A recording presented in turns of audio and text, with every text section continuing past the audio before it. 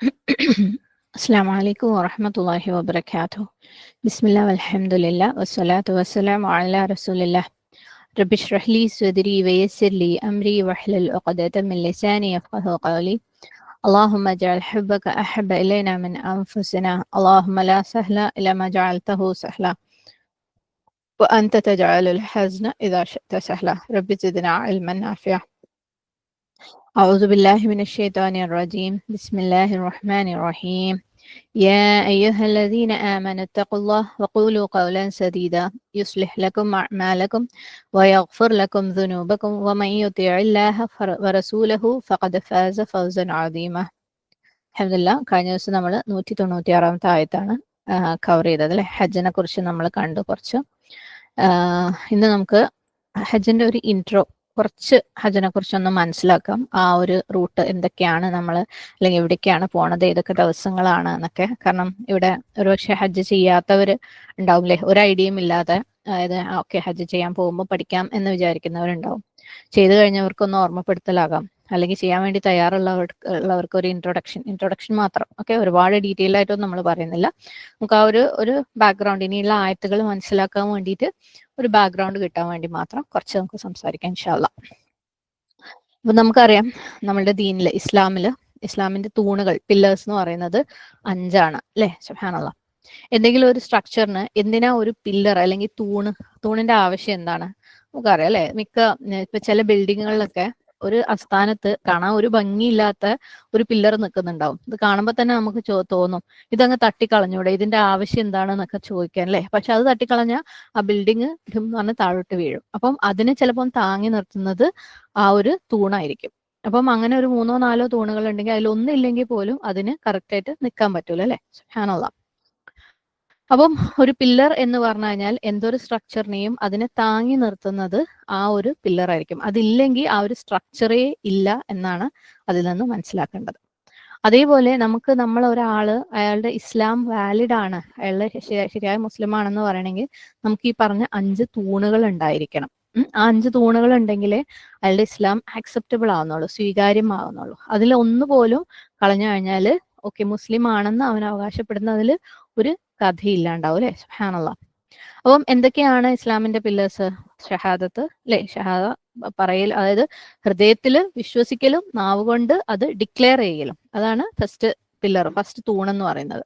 അള്ളാഹു അല്ലാതെ വേറെ ഇലാഹില്ല അല്ലെ, ഇലാഹ ഇല്ലല്ലാഹ് എന്ന് വിശ്വസിക്കലും അതിനെ സാക്ഷ്യപ്പെടുത്തലും. അതുപോലെ മുഹമ്മദ് റസൂലുള്ളാഹ്, മുഹമ്മദ് സല്ലല്ലാഹു അലൈഹി വസല്ലമ അല്ലാതെ സല്ലല്ലാഹു അലൈഹി വസല്ലമയാണ് റസൂല് എന്ന് പറയലും വിശ്വസിക്കലും അത് സാക്ഷ്യപ്പെടുത്തലും. രണ്ടാമത്തത് നമസ്കാരം അല്ലെ. അത് ഒരാള് നമസ്കാരം നിലനിർത്തുന്ന ആളായിരിക്കണം. തോന്നുമ്പോൾ നമസ്കരിക്കുമ്പോൾ അയാൾ മുസ്ലിം ആവുന്നില്ല, നമസ്കാരം നിലനിർത്തുന്ന ആളായിരിക്കണം. 3 ജക്കാത്ത് അല്ലെ, ഒരു മാൻഡേറ്ററി, ഒരു നിർബന്ധമായിട്ടുള്ള ഒരു എമൗണ്ട് ചാരിറ്റി പ്രത്യേകം പ്രത്യേകം സ്വത്തുക്കളുടെ മേൽ പ്രത്യേക സമയത്ത് അല്ലെ, പ്രത്യേക എമൗണ്ടിൽ കൊടുക്കുന്നതാണ് ജക്കാത്ത്. 4മത്തത് നമുക്കറിയാം നോമ്പ്, അത് റമളാൻ മാസത്തില്. 5മത്തത് ഹജ്ജ്. അപ്പം ഹജ്ജ് ഇപ്പൊ നമ്മൾ സൂറത്ത് ബഖറ തന്നെ തുടങ്ങിയപ്പം ഫസ്റ്റ് നമ്മൾ എന്താ കണ്ടത്? അല്ലദീന യുഅ്മിനൂന ബിൽ ഗൈബി വയുഖീമൂന സ്വലാഹ് അല്ലെ, നമസ്കാരത്തെ കുറിച്ച് അവിടെ പറഞ്ഞു. വമിമ്മാ റസഖ്നാഹും യുൻഫിഖൂൻ, അല്ലെങ്കിൽ അഖീമുസ് സ്വലാത വആത്തുസ് സക്കാഹ്. നമസ്കാരത്തിനെ കുറിച്ചും നോമ്പിനെ കുറിച്ചും ഡയറക്ട്ലി ഓർ ഇൻഡയറക്ട്ലി നമ്മൾ കണ്ടു. നമസ്കാരത്തിനെ കുറിച്ചും സക്കാത്തിനെ കുറിച്ചും നോമ്പിനെ കുറിച്ച് നമ്മൾ ഇതിനു മുമ്പ് കുറച്ച് വിശദമായിട്ട് തന്നെ കണ്ടു. ഇനി നമ്മൾ ഹജ്ജിനെ കുറിച്ച്. സുബ്ഹാനല്ലാഹ്. ഇവൻ അതിനിടക്ക് യാ യുഹല്ലദീന ആമനു എന്ന് പറഞ്ഞ്, യാ യുഹന്നാസ് എന്ന് പറഞ്ഞിട്ടല്ലേ അള്ളാഹു സുബ്ഹാനഹു വതആല ഇബാദത്ത് ചെയ്യുന്ന കാര്യം, അള്ളാഹു ആണ് ഏക റബ്ബെന്നും മുഹമ്മദ് സല്ലല്ലാഹു അലൈഹി വസല്ലമ റസൂലാണെന്നും അതിൽ വിശ്വസിക്കുന്ന കാര്യങ്ങളും പറഞ്ഞുകൊണ്ട് ഏകദേശം 21 മുതൽ 24 വരെയുള്ള ആയത്തുകളിൽ നമ്മളതും കണ്ടിട്ടുണ്ടായിരുന്നു. ഇവിടെ നമ്മൾ ഹജ്ജിനെ കുറിച്ച് കാണാൻ പോകണം. അപ്പം എല്ലാ തൂണുകളും അത്യാവശ്യം ചിലത് ഡീറ്റെയിൽ ആയിട്ടും ചിലത് ഡീറ്റെയിൽ അല്ലായിട്ടും ചിലത് ഡയറക്റ്റ് ആയിട്ടും ചിലത് ഇൻഡയറക്റ്റ് ആയിട്ടും സൂറത്തുൽ ബഖറയിൽ തന്നെ പറഞ്ഞിട്ടുണ്ട്. സൂറത്തുൽ ബഖറ അത്രയും കോംപ്രിഹെൻസീവായ എല്ലാം ഉൾക്കൊള്ളുന്ന ഒരു സൂറത്താണ്. എല്ലാ പില്ലറുകളും, ഒരാൾ മുസ്ലിം ആയിരിക്കേണ്ട അല്ലെ, മുസ്ലിം ആയിരിക്കാൻ വേണ്ടി എന്തൊക്കെ ചെയ്യണോ അതെല്ലാം ഉൾക്കൊള്ളുന്ന, ഓൾമോസ്റ്റ് കോംപ്രിഹെൻസീവ് ആയിട്ടുള്ള എല്ലാം ഉൾക്കൊള്ളുന്ന ഒരു സൂറത്താണ് സൂറത്തുൽ ബഖറ. ഇനി നമ്മൾ ഹജ്ജിലേക്ക് വരുമ്പം, ഹജ്ജ് എന്ന് പറയുന്നത് നമുക്കറിയാം മറ്റുള്ള ഇബാദത്തുകളെ അപേക്ഷിച്ച് വളരെ വ്യത്യസ്തമാണ്, വളരെ യുണീക്കാണ്, ഒരു വ്യക്തി ശാരീരികമായിട്ടും സാമ്പത്തികമായിട്ടും മാനസികമായിട്ടും അല്ലെ എല്ലാ അർത്ഥത്തിലും ആ ഒരു ഇബാദത്തിനോട് കംപ്ലീറ്റ് ഡിവോട്ട് ചെയ്ത് സമർപ്പിച്ചെങ്കിൽ മാത്രമേ അത് കംപ്ലീറ്റ് ചെയ്യാൻ പറ്റുള്ളൂ. ആ വ്യക്തിക്ക് അയാളുടെ ജീവിതത്തിൽ നിന്ന് ശരിക്കും സമയം എടുത്തിട്ട് തന്നെ വേണം ഹജ്ജിന് പോകാൻ വേണ്ടി. അല്ലെ, അയാൾ ഇനി മക്കയിൽ ജീവിക്കുന്ന ആളാണെങ്കിൽ പോലും അയാൾ ചെയ്യുന്ന ജോലിയിൽ നിന്ന് അല്ലെങ്കിൽ അയാളുടെ സ്ഥിരമായിട്ടുള്ള ഒരു ജീവിത രീതിയിൽ നിന്ന് മാറിയിട്ട് വേണം അയാൾ മിനയിലും അർഫാത്തിലും മുസ്തലിഫയിലും ഒക്കെ പോകാൻ വേണ്ടിയിട്ട്. സുബ്ഹാനല്ലാഹ്. കാരണം ഒരാൾ ജോലിയിലായിരിക്കെ കൊണ്ട് അയാൾക്ക് ഹജ്ജ് ചെയ്യാൻ പറ്റില്ല, വീട്ടിലായിരിക്കെ ഹജ്ജ് ചെയ്യാൻ പറ്റില്ല. അല്ലെ, നോമ്പ് നമുക്ക് ഇത് രണ്ടും ജോലി സ്ഥലത്തുനിന്ന് ചെയ്യാം, നമസ്കാരം ജോലി സ്ഥലത്തുനിന്ന് ചെയ്യാം, വീട്ടിൽ നിന്ന് ചെയ്യാം. പക്ഷെ ഹജ്ജിന് നമ്മളെല്ലാം കട്ട് ഡൗൺ ചെയ്തിട്ട് വേണം ഹജ്ജിന് പോകാൻ വേണ്ടി. നമ്മുടെ ജീവിതത്തിൽ എന്തൊക്കെയുണ്ടോ അതൊക്കെ നിർത്തി വെച്ചിട്ട് വേണം ഹജ്ജിന് പോവാൻ. മാത്രമല്ല ഹജ്ജ് എന്ന് പറയുന്നത് അള്ളാഹു സുബ്ഹാനഹു തആലയുടെ ഹക്കാണ്. അള്ളാഹു സുബ്ഹാനഹു തആലയ്ക്ക് നമ്മൾ കൊടുക്കേണ്ട ഹക്കാണ്. അല്ലെ, അപ്പൊ നമ്മൾ അത് ചെയ്യല് ബാധ്യതയാണ്, നിർബന്ധമാണ്. സുബ്ഹാനല്ലാഹ്. ഖുർആനിൽ നമ്മൾ പഠിച്ചിട്ടുണ്ട്, വലില്ലാഹി അലന്നാസി ഹജ്ജുൽ ബൈത്ത്. അത് അള്ളാന്റെ അവകാശമാണ്. വലില്ലാഹ് അള്ളാന്റെ അവകാശമാണ്. അലന്നാസ് മനുഷ്യന്മാരുടെ നേരെയുള്ള ബാധ്യതയാണ്. എന്താ? ഹജ്ജുൽ ബൈത്ത്, അള്ളാഹു സുബ്ഹാനഹു തആലയുടെ ബൈത്തിലേക്കുള്ള ഹജ്ജ് എന്ന് പറയുന്നത്. സുബ്ഹാനല്ലാഹ്, അള്ളാന്റെ അവകാശമാണ്. അപ്പൊ ഒരു ആളത് ചെയ്യുകയാണെങ്കിൽ ആർക്ക് വേണ്ടി ചെയ്യണം? അള്ളാഹ്ക്ക് വേണ്ടി. അല്ലെ, അള്ളാഹിന്റെ തൃപ്തിക്ക് വേണ്ടി. സുബ്ഹാനല്ലാഹ്. നമ്മൾ ഫസ്റ്റ് ജൂസിന്റെ അവസാനം പഠിച്ചിട്ടുണ്ടായിരുന്നു ഇബ്രാഹിം അലൈഹിസ്സലാം സുബ്ഹാനല്ലാഹ് കഅബ ബിൽഡ് ചെയ്ത കാര്യം. ആ സമയത്ത് അദ്ദേഹം ചെയ്ത ഒരു ദുആ, അരിന മനാസിക്കന, അള്ളാഹുവെ നീ അത് എന്താണ് ആ ഇബാദത്ത് ചെയ്യുന്നതിന്റെ രീതികൾ എനിക്ക് കാണിച്ചതാ.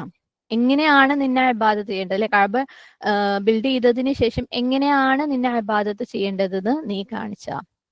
അള്ളാഹു സുബ്ഹാനഹു തആല അപ്രകാരം ഇബ്രാഹിം അലൈഹിസ്ലാമിന് ജിബ്രീൽ അലൈഹിസ്ലാം വഴി പഠിപ്പിച്ചു കൊടുത്തു എങ്ങനെയൊക്കെയാണ് ഇബാദത്ത് ചെയ്യേണ്ടത്. ആ പഠിപ്പിക്കലില് ഹജ്ജ് എങ്ങനെയാണ് ചെയ്യേണ്ടതെന്നും കൂടെ പഠിപ്പിച്ചു കൊടുത്തിട്ടുണ്ടായിരുന്നു. സുബ്ഹാനല്ലാഹ്. മാത്രമല്ല ഇബ്രാഹിം അലൈഹിസ്ലാം അള്ളാഹു സുബ്ഹാനഹു തആല ഇബ്രാഹിം അലൈഹിസ്ലാമിനോട് സൂറത്തുൽ ഹജ്ജില് 27-ാമത്തെ ആയത്തിൽ പറയുന്നുണ്ട്, അദ്ദിന ഫിന്നാസി ബിൽ ഹജ്ജി യഅതൂക റിജാലൻ വഅലാ കുല്ലി ളാമിർ യഅതീന മിൻ കുല്ലി ഫജ്ജിൻ അമീഖ്. നാം അദ്ദേഹത്തോട് പറഞ്ഞു, അതായത് ഇബ്രാഹിം അലൈഹി ഇസ്ലാമിനോട് പറഞ്ഞു, ജനങ്ങൾക്കിടയിൽ നീ തീർത്ഥാടനത്തെ പറ്റി വിളംബരം ചെയ്യുക. നടന്നുകൊണ്ടും വിദൂരമായ സകല മലമ്പാതകളിലൂടെയും വരുന്ന എല്ലാവിധ മെലിഞ്ഞ ഒട്ടകങ്ങളുടെ പുറത്തു കയറിയും അവൻ നിന്റെ അടുത്ത് വന്നുകൊള്ളും. അപ്പം ഹജ്ജിനെ കുറിച്ച് നീ പറയാ, ഹജ്ജിനെ കുറിച്ച് നീ വിളംബരം ചെയ്യുക. അപ്പൊ ആളുകള് പല സ്ഥലങ്ങളിൽ നിന്ന് കാൽനടയായിട്ടും ഒട്ടകങ്ങളുടെ പുറത്തും പല പല വിദൂര സ്ഥലങ്ങളിൽ നിന്ന് മലകൾ കയറി ഇറങ്ങിയൊക്കെ ആളുകൾ വന്നോളും. സുബ്ഹാനല്ലാഹ്. ഇത് ശരിക്കും നമ്മൾ ആലോചിച്ചാൽ സത്യമാണ്. അല്ലെ, ഹജ്ജിന് എല്ലാ തരത്തിലുള്ള ആളുകളും വരുന്നുണ്ട്. വളരെ റിച്ച് ആയിട്ടുള്ള ആൾക്കാരും വരും, വളരെ കയ്യിലൊന്നും ഇല്ല അല്ലെ ഹജ്ജിന് വേണ്ടി സ്വരുക്കൂട്ടി വെച്ചത് കൊണ്ട് വരുന്ന ആൾക്കാരും ഉണ്ട്. സുബ്ഹാനല്ലാഹ്. ചിലർ കുറേ ദിവസങ്ങൾ എടുത്ത് വരുന്നവരുണ്ട് അല്ലെ, എന്നാൽ ഒറ്റ ദിവസം കൊണ്ട് എത്തുന്നവരുണ്ട്, മണിക്കൂറുകൾ കൊണ്ട് എത്തുന്നവരുണ്ട്. ചിലർക്ക് ഒരു പക്ഷേ ഇപ്പോഴത്തെ കാലത്ത് അത് ഉണ്ടാവില്ല, ആഴ്ചകളും മാസങ്ങളും എടുത്ത് യാത്ര ചെയ്ത് വരുന്നവരുണ്ട്. അപ്പൊ നമ്മളുടെയൊക്കെ ഗ്രാൻഡ് പാരന്റ് ജനറേഷനിൽ മാസങ്ങളൊക്കെ എടുത്ത് പോയവരുണ്ട് അല്ലെ, കപ്പലിലും അങ്ങനെയൊക്കെ പോയ ആളുകളുണ്ട്. സുബ്ഹാനല്ലാഹ്. ആളുകൾ പല വഴിയിൽ അല്ലെ പല രീതിയിൽ വരുന്നുണ്ട്. ഫ്ലൈറ്റിൽ വരുന്നവരുണ്ട്, ബസ്സിൽ വരുന്നവരുണ്ട്, കാറിൽ വരുന്നവരുണ്ട്, നടന്നു വരുന്നവരുണ്ട്. സുബ്ഹാനല്ലാഹ്. അപ്പം ലോകത്തിന്റെ എല്ലാ ഭാഗത്തു നിന്നും ആളുകൾ വരുന്നുണ്ട്. ചിലപ്പോൾ നമ്മൾ അവിടെ എത്തുമ്പോൾ അല്ലെ ആളുകൾ സംസാരിക്കുന്ന പല ഭാഷ കേൾക്കുമ്പോൾ ഇതെന്തപ്പോ ഇവർ പറയുന്നത് അല്ലെ, എന്ത് ഭാഷയാണ്, എന്ത് സൗണ്ടാണ്, ഈ വാക്കുകളും നമ്മൾ കേട്ടിട്ടേ ഇല്ല. പലതരത്തിലുള്ള വസ്ത്രം ധരിക്കുന്നവരുണ്ട്, പലതരത്തിലുള്ള ഭക്ഷണം കഴിക്കുന്നവരുണ്ട്. സുബ്ഹാനല്ലാഹ്. അപ്പം ലോകത്ത് മൊത്തം നമ്മൾ നോക്കിക്കഴിഞ്ഞാലും ഇത്രയും വെറൈറ്റി ആളുകളെ സുബ്ഹാനല്ലാഹ് ഹജ്ജിന്റെ സമയത്ത് നമുക്ക് അവിടെ കാണാൻ പറ്റുന്ന അത്രയും വെറൈറ്റി, അത്രയും ടൈപ്പ് ആളുകളെ വേറെ എവിടെയും നമുക്ക് കാണാൻ പറ്റൂല. അപ്പം നമുക്കറിയാം ഹജ്ജ് എന്ന് പറയുന്നത് ഒരു ബാധ്യതയാണ്. എല്ലാ വിശ്വാസികളുടെ മേലും ഹജ്ജ് ചെയ്യാൻ സാധ്യമായ കേപ്പബിൾ ആയ എബിലിറ്റി ഉള്ള എല്ലാ വിശ്വാസികളുടെ മേലുള്ള ഒരു ബാധ്യതയാണ്. നബി സല്ലല്ലാഹു അലൈഹി വസല്ലം ഒരു ഹദീസിനകത്ത് പറഞ്ഞത് നമ്മൾ കണ്ടിട്ടുണ്ട് അല്ലെ, നിങ്ങൾ ഹജ്ജ് ചെയ്യുന്നതിലേക്ക് ധൃതിപ്പെടുവേൻ. സുബ്ഹാനല്ലാഹ്. ആ ഒരു ബാധ്യത അല്ലെ നിങ്ങൾ എത്രയും പെട്ടെന്ന് ലേറ്റ് ആക്കാതെ നിങ്ങൾ ചെയ്യാം. നിങ്ങൾക്ക് ഹജ്ജിന് പോകാൻ കഴിയുമെങ്കിൽ നിങ്ങൾ എത്രയും പെട്ടെന്ന് പോകണം. എന്തുകൊണ്ടാണ്? കാരണം നമുക്ക് നാളെ എന്ത് സംഭവിക്കും നമുക്ക് അറിയില്ല. അള്ളാഹു സുബ്ഹാനഹു വതആല നമുക്ക് എല്ലാവർക്കും കഴിയുന്ന എല്ലാവർക്കും അള്ളാഹു സുബ്ഹാനഹു വതആല എത്രയും പെട്ടെന്ന് തന്നെ അള്ളാഹുവിന്റെ ബൈത്തിലെത്തിയിട്ട് ഹജ്ജ് ചെയ്യാനുള്ള തൗഫീഖ് തരട്ടെ. ഇനി എന്തെങ്കിലും തടസ്സങ്ങൾ ഉണ്ട് എന്ന് വിശ്വസിക്കുന്നവർക്ക് അള്ളാഹു സുബ്ഹാനഹു വതആലയ്ക്ക് ഒരു തടസ്സം നീക്കാൻ ഒരു പ്രയാസവും ഇല്ല. അതുകൊണ്ട് അള്ളാഹു സുബ്ഹാനഹു വതആലയോട് ഇന്ന കണ്ടീഷൻ ഒന്നും വെച്ചിട്ട് ആരും ദുആ ചെയ്യണ്ട. അള്ളാഹു എനിക്ക് എത്രയും പെട്ടെന്ന് ഏറ്റവും ഹൈറായ രീതിയിൽ ഹജ്ജ് ചെയ്യാൻ വേണ്ടിയിട്ടുള്ള തൗഫീഖ് റബ്ബെ നീട്ട്. അള്ളാഹ്ക്ക് അത് പറ്റും. അപ്പൊ അത് പറ്റാത്തവർക്ക്, ഇതുവരെ പോയിട്ടില്ലാത്തവർക്ക് അങ്ങനെ ദുആ ചെയ്യാം. കാരണം നമുക്ക് രോഗങ്ങൾ വരാം അല്ലെ. ഇനി ചിലപ്പം ഒരു പ്രശ്നവും ഇല്ല, പൈസയുണ്ട്, രോഗവും ഇല്ല, പക്ഷെ വേറെ എന്തെങ്കിലും ഒരു ബാധ്യതയുടെ മേലെ നമ്മൾ പെട്ടുപോയി, നമുക്ക് പോകാൻ പറ്റാത്ത സാഹചര്യങ്ങളൊക്കെ എപ്പോഴും എങ്ങനെയും വരാം. അല്ലാഹു സുബ്ഹാനഹു വ തആല എത്രയും പെട്ടെന്ന് എല്ലാവർക്കും അതിനുള്ള തൗഫീഖ് തരട്ടെ. ആമീൻ.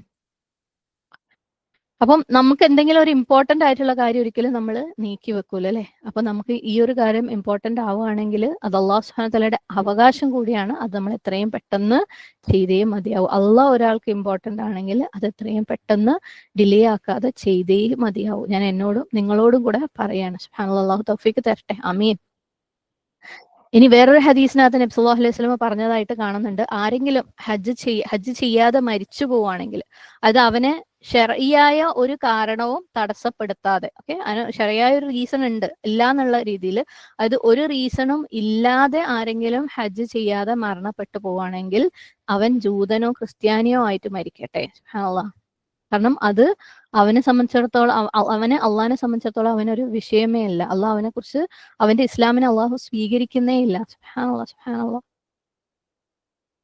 അപ്പം ആരെങ്കിലും അവന് എല്ലാ രീതിയിലും ഹജ്ജ് ചെയ്യാനുള്ള ഭാഗ്യം ഉണ്ടായിട്ടും, അല്ലെങ്കിൽ ഹജ്ജ് ചെയ്യാനുള്ള അവസ്ഥകൾ ഉണ്ടായിട്ടും ഹജ്ജ് ചെയ്യാതിരിക്കുകയാണെങ്കിൽ അള്ളാഹു അവനെ മാനിക്കുന്നേ ഇല്ല, അവന്റെ ഇസ്ലാമിനെ എന്ന് പറഞ്ഞു. അവൻ വേറെ എന്ത് ചെയ്തിട്ടും കാര്യമില്ലാത്തതുപോലെ അവൻ ജൂതനോ ക്രിസ്ത്യാനിയോ ആയിട്ട് മരിക്കട്ടെ. വളരെ സീരിയസ് ആയിട്ടുള്ള ഒരു വിഷയമാണ്. സുബ്ഹാനല്ലാഹ്. അല്ലാഹു സുബ്ഹാനഹു വ തആല ഇതിനെ സീരിയസ് ആയിട്ട് തന്നെ എടുക്കാനും അതിനനുസരിച്ച് പ്ലാൻ ചെയ്യാനും മുന്നോട്ട് പോകാനുള്ള തൗഫീഖ് എല്ലാവർക്കും തരട്ടെ. ആമീൻ. അപ്പൊ നമ്മളൊക്കെ അല്ലേ സുബ്ഹാനല്ലാഹ്, നമ്മളെ മക്കളുടെ വിദ്യാഭ്യാസമൊക്കെ നോക്കുമ്പോൾ നമ്മൾ ഓക്കെ, അവർ +2 കഴിഞ്ഞിട്ടല്ലേ ഉള്ളൂ ഇനി, അല്ലെങ്കിൽ 10ാം ക്ലാസ് കഴിഞ്ഞിട്ടല്ലേ ഉള്ളൂ, ഇനി കുറച്ചു കാലം റെസ്റ്റ് എടുക്കട്ടെ അല്ലെ. റെസ്റ്റ് എടുത്ത് പിന്നെ വേണമെങ്കിൽ ഡിഗ്രിക്ക് നോക്കാം, എന്നിട്ട് അതും കഴിഞ്ഞിട്ട് കുറച്ച് റെസ്റ്റ് എടുത്ത്, അങ്ങനെ നമ്മൾ ചിന്തിക്കുകയില്ല അല്ലെ. നമുക്ക് പെൺകുട്ടികളാണെങ്കിൽ അവർ ഇത്ര പ്രായമാകുമ്പോഴേക്ക് കല്യാണം കഴിക്കണം, അപ്പൊ അതിന്റെ മുമ്പേ അവരെ പഠനമൊക്കെ കഴിയട്ടെ. ആൺകുട്ടികളാണെങ്കിൽ അല്ലേ, അവർക്ക് ജോലിക്ക് കയറണമെങ്കിൽ അവർ പഠനം കഴിഞ്ഞിട്ട് വേണം. അപ്പൊ നമ്മളെല്ലാം അതൊക്കെ നമുക്ക് വളരെ സീരിയസ് ആയ കാര്യങ്ങളായതുകൊണ്ട്, കഴിഞ്ഞ ദിവസം നമ്മൾ പറഞ്ഞ പോലെ സ്പെൻഡിങ്ങിന്റെ കേസിൽ അല്ലെ, ചെലവഴിക്കുന്നതിന്റെ കേസിൽ നമ്മൾ പറഞ്ഞതുപോലെ ബാക്കിയെല്ലാം നമുക്ക് വളരെ സീരിയസ് ആയതുകൊണ്ട് നമ്മൾ വളരെ സീരിയസ് ആയിട്ട് തന്നെ എല്ലാ കാര്യത്തിനും ചെലവഴിക്കും. ദീനിന്റെ കാര്യം നമുക്ക് പേഴ്സണലും അല്ല സീരിയസും അല്ല, അതുകൊണ്ട് നമ്മൾ അതിനെ വളരെ റിലാക്സ് ആയിട്ട് ചെയ്യുള്ളൂ. സുബ്ഹാനല്ലാഹ്. പക്ഷേ ഇങ്ങനത്തെ കാര്യങ്ങളൊക്കെ നമ്മൾ ഭയങ്കര സ്ട്രിക്റ്റ് ആയിട്ട് അല്ലെ, കറക്റ്റ് ആയിട്ട് എഴുതി വെച്ച് പ്ലാൻ ചെയ്ത് അതിനുവേണ്ടി മുന്നേ അന്വേഷിച്ചൊക്കെ നമ്മൾ ചെയ്യും. സുബ്ഹാനല്ലാഹ്. അപ്പം അത് പ്രയോറിറ്റി, അതുകൊണ്ട് തന്നെ നമ്മൾ ആ കാര്യങ്ങളൊക്കെ നടക്കാറുണ്ട് അല്ലെ. മക്കളുടെ വിദ്യാഭ്യാസം ആണെങ്കിലും കല്യാണ കാര്യങ്ങളാണെങ്കിലും ഒക്കെ നമ്മൾ ആ സമയം പ്ലാൻ ചെയ്തൊക്കെ കറക്റ്റ് ആയിട്ട് ചെയ്ത് കൊണ്ടുപോകും. സുബ്ഹാനല്ലാഹ്. പക്ഷെ ഹജ്ജ് നമുക്ക് പ്രയോറിറ്റി ആവാത്തത് കൊണ്ടാണ് സുബ്ഹാനല്ലാഹ് അതിന് ഈ പറഞ്ഞ പോലെ എല്ലാം സെറ്റ് ആവാത്തത്. അപ്പൊ നമുക്കത് പ്രയോറിറ്റി ആയി മാറുമ്പോൾ എല്ലാം അതുപോലെ സെറ്റായിട്ട് വന്നോളും. സുബ്ഹാനല്ലാഹ്. അപ്പം വളരെ ഇമ്പോർട്ടന്റ് ആയിട്ടുള്ള ഒരു കാര്യമാണ്, സീരിയസ് ആയിട്ടുള്ള കാര്യമാണെന്ന് നമ്മൾ മനസ്സിലാക്കാം. ഇനി എന്താണ് ഹജ്ജിൽ അവിടെ ചെല്ലുമ്പോൾ നടക്കുന്നത്, എന്താണ് ചെയ്യുന്നത്? ഞാൻ പറഞ്ഞു, ഇത് കൂടുതലും ഇതിനെക്കുറിച്ച് ഒരു ABCD അറിയാത്ത ആളുകൾക്ക് വേണ്ടിയിട്ട് ഒരു ഇൻട്രൊഡക്ഷന് വേണ്ടിയിട്ട് പറയാണ്. അറിയുന്നവർ റിലാക്സ് ആയിട്ട് ഇരുന്ന് കേൾക്കുക. ഓക്കെ. ഹജ്ജ് എന്ന് പറഞ്ഞാൽ നമുക്കറിയാം അല്ലെ, ഇന്ന സ്ഥലത്ത് നിന്ന് ഇന്ന സ്ഥലത്തേക്ക് ഇന്ന ദിവസം ഇന്ന രീതിയിൽ അല്ലെ പോകലാണ് ഹജ്ജ് എന്ന് പറയുന്നത്. അതിൻ്റെ എല്ലാ ഷെഡ്യൂളും അപ്പോയിന്റ്മെന്റ് ഒക്കെ ഓൾറെഡി ബുക്ക് ചെയ്തിട്ടുണ്ടാവും. നമ്മൾ അവിടെ ആ ഒരു ഫിക്സഡ് ഷെഡ്യൂളിൽ നമ്മൾ അവിടെ ആ ഒരു ബിസി ഷെഡ്യൂളിലേക്ക് എത്തണം എന്നുള്ളത് മാത്രമേ ഉള്ളൂ അല്ലെ. ഹജ്ജ് എന്ന് പറയുന്നത് മാക്സിമം 6 ദിവസങ്ങളിലായിട്ട് പെർഫോം ചെയ്യുന്ന ഒരു കർമ്മമാണ്. ഓക്കെ, 6 ദിവസം ഹജ്ജിന്റെ കാര്യം. ഓക്കെ, അതിനകത്ത് ഈ 6 ദിവസങ്ങളിൽ 4 സ്ഥലങ്ങളാണ് വിസിറ്റ് ചെയ്യാനുള്ളത്. 6 ദിവസം 4 സ്ഥലങ്ങൾ. ഏതൊക്കെയാണ് സ്ഥലങ്ങൾ നോക്കാം. ആദ്യം മസ്ജിദുൽ ഹറം. എന്താണ് അവിടെ ചെയ്യുന്നതെന്ന് നമ്മൾ പറയുന്നില്ല. ഓക്കെ, നമ്മൾ ആ ഒരു റൂട്ട് ഐറ്റിനറി മാത്രം നമുക്ക് കാണാം. ഓക്കെ, നമ്മൾ എങ്ങനെയൊക്കെയാണ് പോണത് എന്നുള്ളത്. അപ്പം ആദ്യം മസ്ജിദുൽ ഹറം. അവിടെ മസ്ജിദുൽ ഹറം എവിടെയാണെന്ന് നമുക്കറിയാം അല്ലെ, കഅബ സ്ഥിതി ചെയ്യുന്ന ഹറം പള്ളി. അവിടുന്ന് രണ്ടാമത് മിനായിലേക്ക് പോകും. മിന എന്ന് പറയുന്നത് മസ്ജിദുൽ ഹറമിന്റെ അടുത്ത് തന്നെ, ഏകദേശം പരിസരത്തായിട്ട് തന്നെയുള്ള ഒരു സ്ഥലമാണ്. നമ്മൾ അല്ലെ ഫോട്ടോസിലൊക്കെ കാണാറുണ്ട്, പോവാത്തവരെ കുറിച്ച് പറയാണ്, വൈറ്റ് ടെന്റുകൾ ഇങ്ങനെ കെട്ടിയിരിക്കുന്നത്. സുബ്ഹാനല്ലാഹ്. അപ്പം അവിടെ ചെന്ന് മിനായിലേക്കാണ് നെക്സ്റ്റ് പോണത്. ഓക്കെ, മസ്ജിദുൽ ഹറമിൽ നിന്ന് മിനായിലേക്ക് പോകും. അടുത്തത് അറഫയിലേക്ക് പോകും. ഓക്കെ, അറഫയും ഈ പറഞ്ഞ പോലെ ഒരു പ്ലെയിൻ ആയിട്ടുള്ള ഓപ്പൺ ആയിട്ടുള്ള ഒരു സ്ഥലമാണ്, ഒരു താഴ്വര, അതുപോലെ കുറെ കുന്നുകളും ഉണ്ട് അവിടെ. ഓക്കെ, പിന്നെ അറഫയിൽ ആളുകൾ കൈയുയർത്തി ദുആ ചെയ്യുന്നതൊക്കെ നമുക്കിപ്പോൾ അൽഹംദുലില്ലാഹ് എല്ലാം വീഡിയോ വിഷ്വൽസ് കാണുന്നതുകൊണ്ട് നമുക്ക് എല്ലാവരും പോയിട്ടില്ലെങ്കിലും കുറെ പിക്ചർ നമ്മുടെ മനസ്സിലുണ്ട് അല്ലെ. 4ാമത്തെ സ്ഥലം മുസ്ദലിഫ. ഓക്കെ, അതും ഈ പറഞ്ഞ പോലെ ഒരു ഓപ്പൺ പ്ലെയിൻ ആയിട്ടുള്ള താഴ്വര പോലത്തെ ഉള്ള ഒരു സ്ഥലമാണ്. സുബ്ഹാനല്ലാഹ്. അപ്പം മസ്ജിദുൽ ഹറം, മിന, അറഫ, മുസ്ദലിഫ 4 സ്ഥലങ്ങള് 6 ദിവസം. ഫസ്റ്റ് ഡേ എന്ന് പറയുന്നത് ദുൽഹജ്ജ് 8 ദിവസം. അത് അന്നാണ് ശരിക്കും ഹജ്ജ് എന്ന് പറയുന്ന ഹജ്ജിന്റെ കർമ്മങ്ങൾ സ്റ്റാർട്ട് ചെയ്യുന്നത് ദുൽഹജ്ജ് 8-നാണ്. ദുൽഹജ്ജ് 8 ആ ദിവസത്തിന് യൗമു തർവിയ എന്നാണ് അറിയപ്പെടുന്നത്. യൗമു തർവിയ, തൽബിയ അല്ല, തർവിയ. ആ ദിവസമാണ് ആളുകൾ മക്കയിൽ നിന്ന്, ഹറമിൽ നിന്ന് മിനായിലേക്ക് പോണത്. മിനായില് ആ ഒരു പകലും രാത്രിയും മിനായില് ടെന്റുകളിൽ ആളുകൾ ചെലവഴിക്കും. ഓക്കെ, മിനായില് ആ ഒരു പകലും രാത്രിയും ടെന്റുകൾ ദുൽഹജ്ജ 8 ആളുകൾ ചെലവഴിക്കും.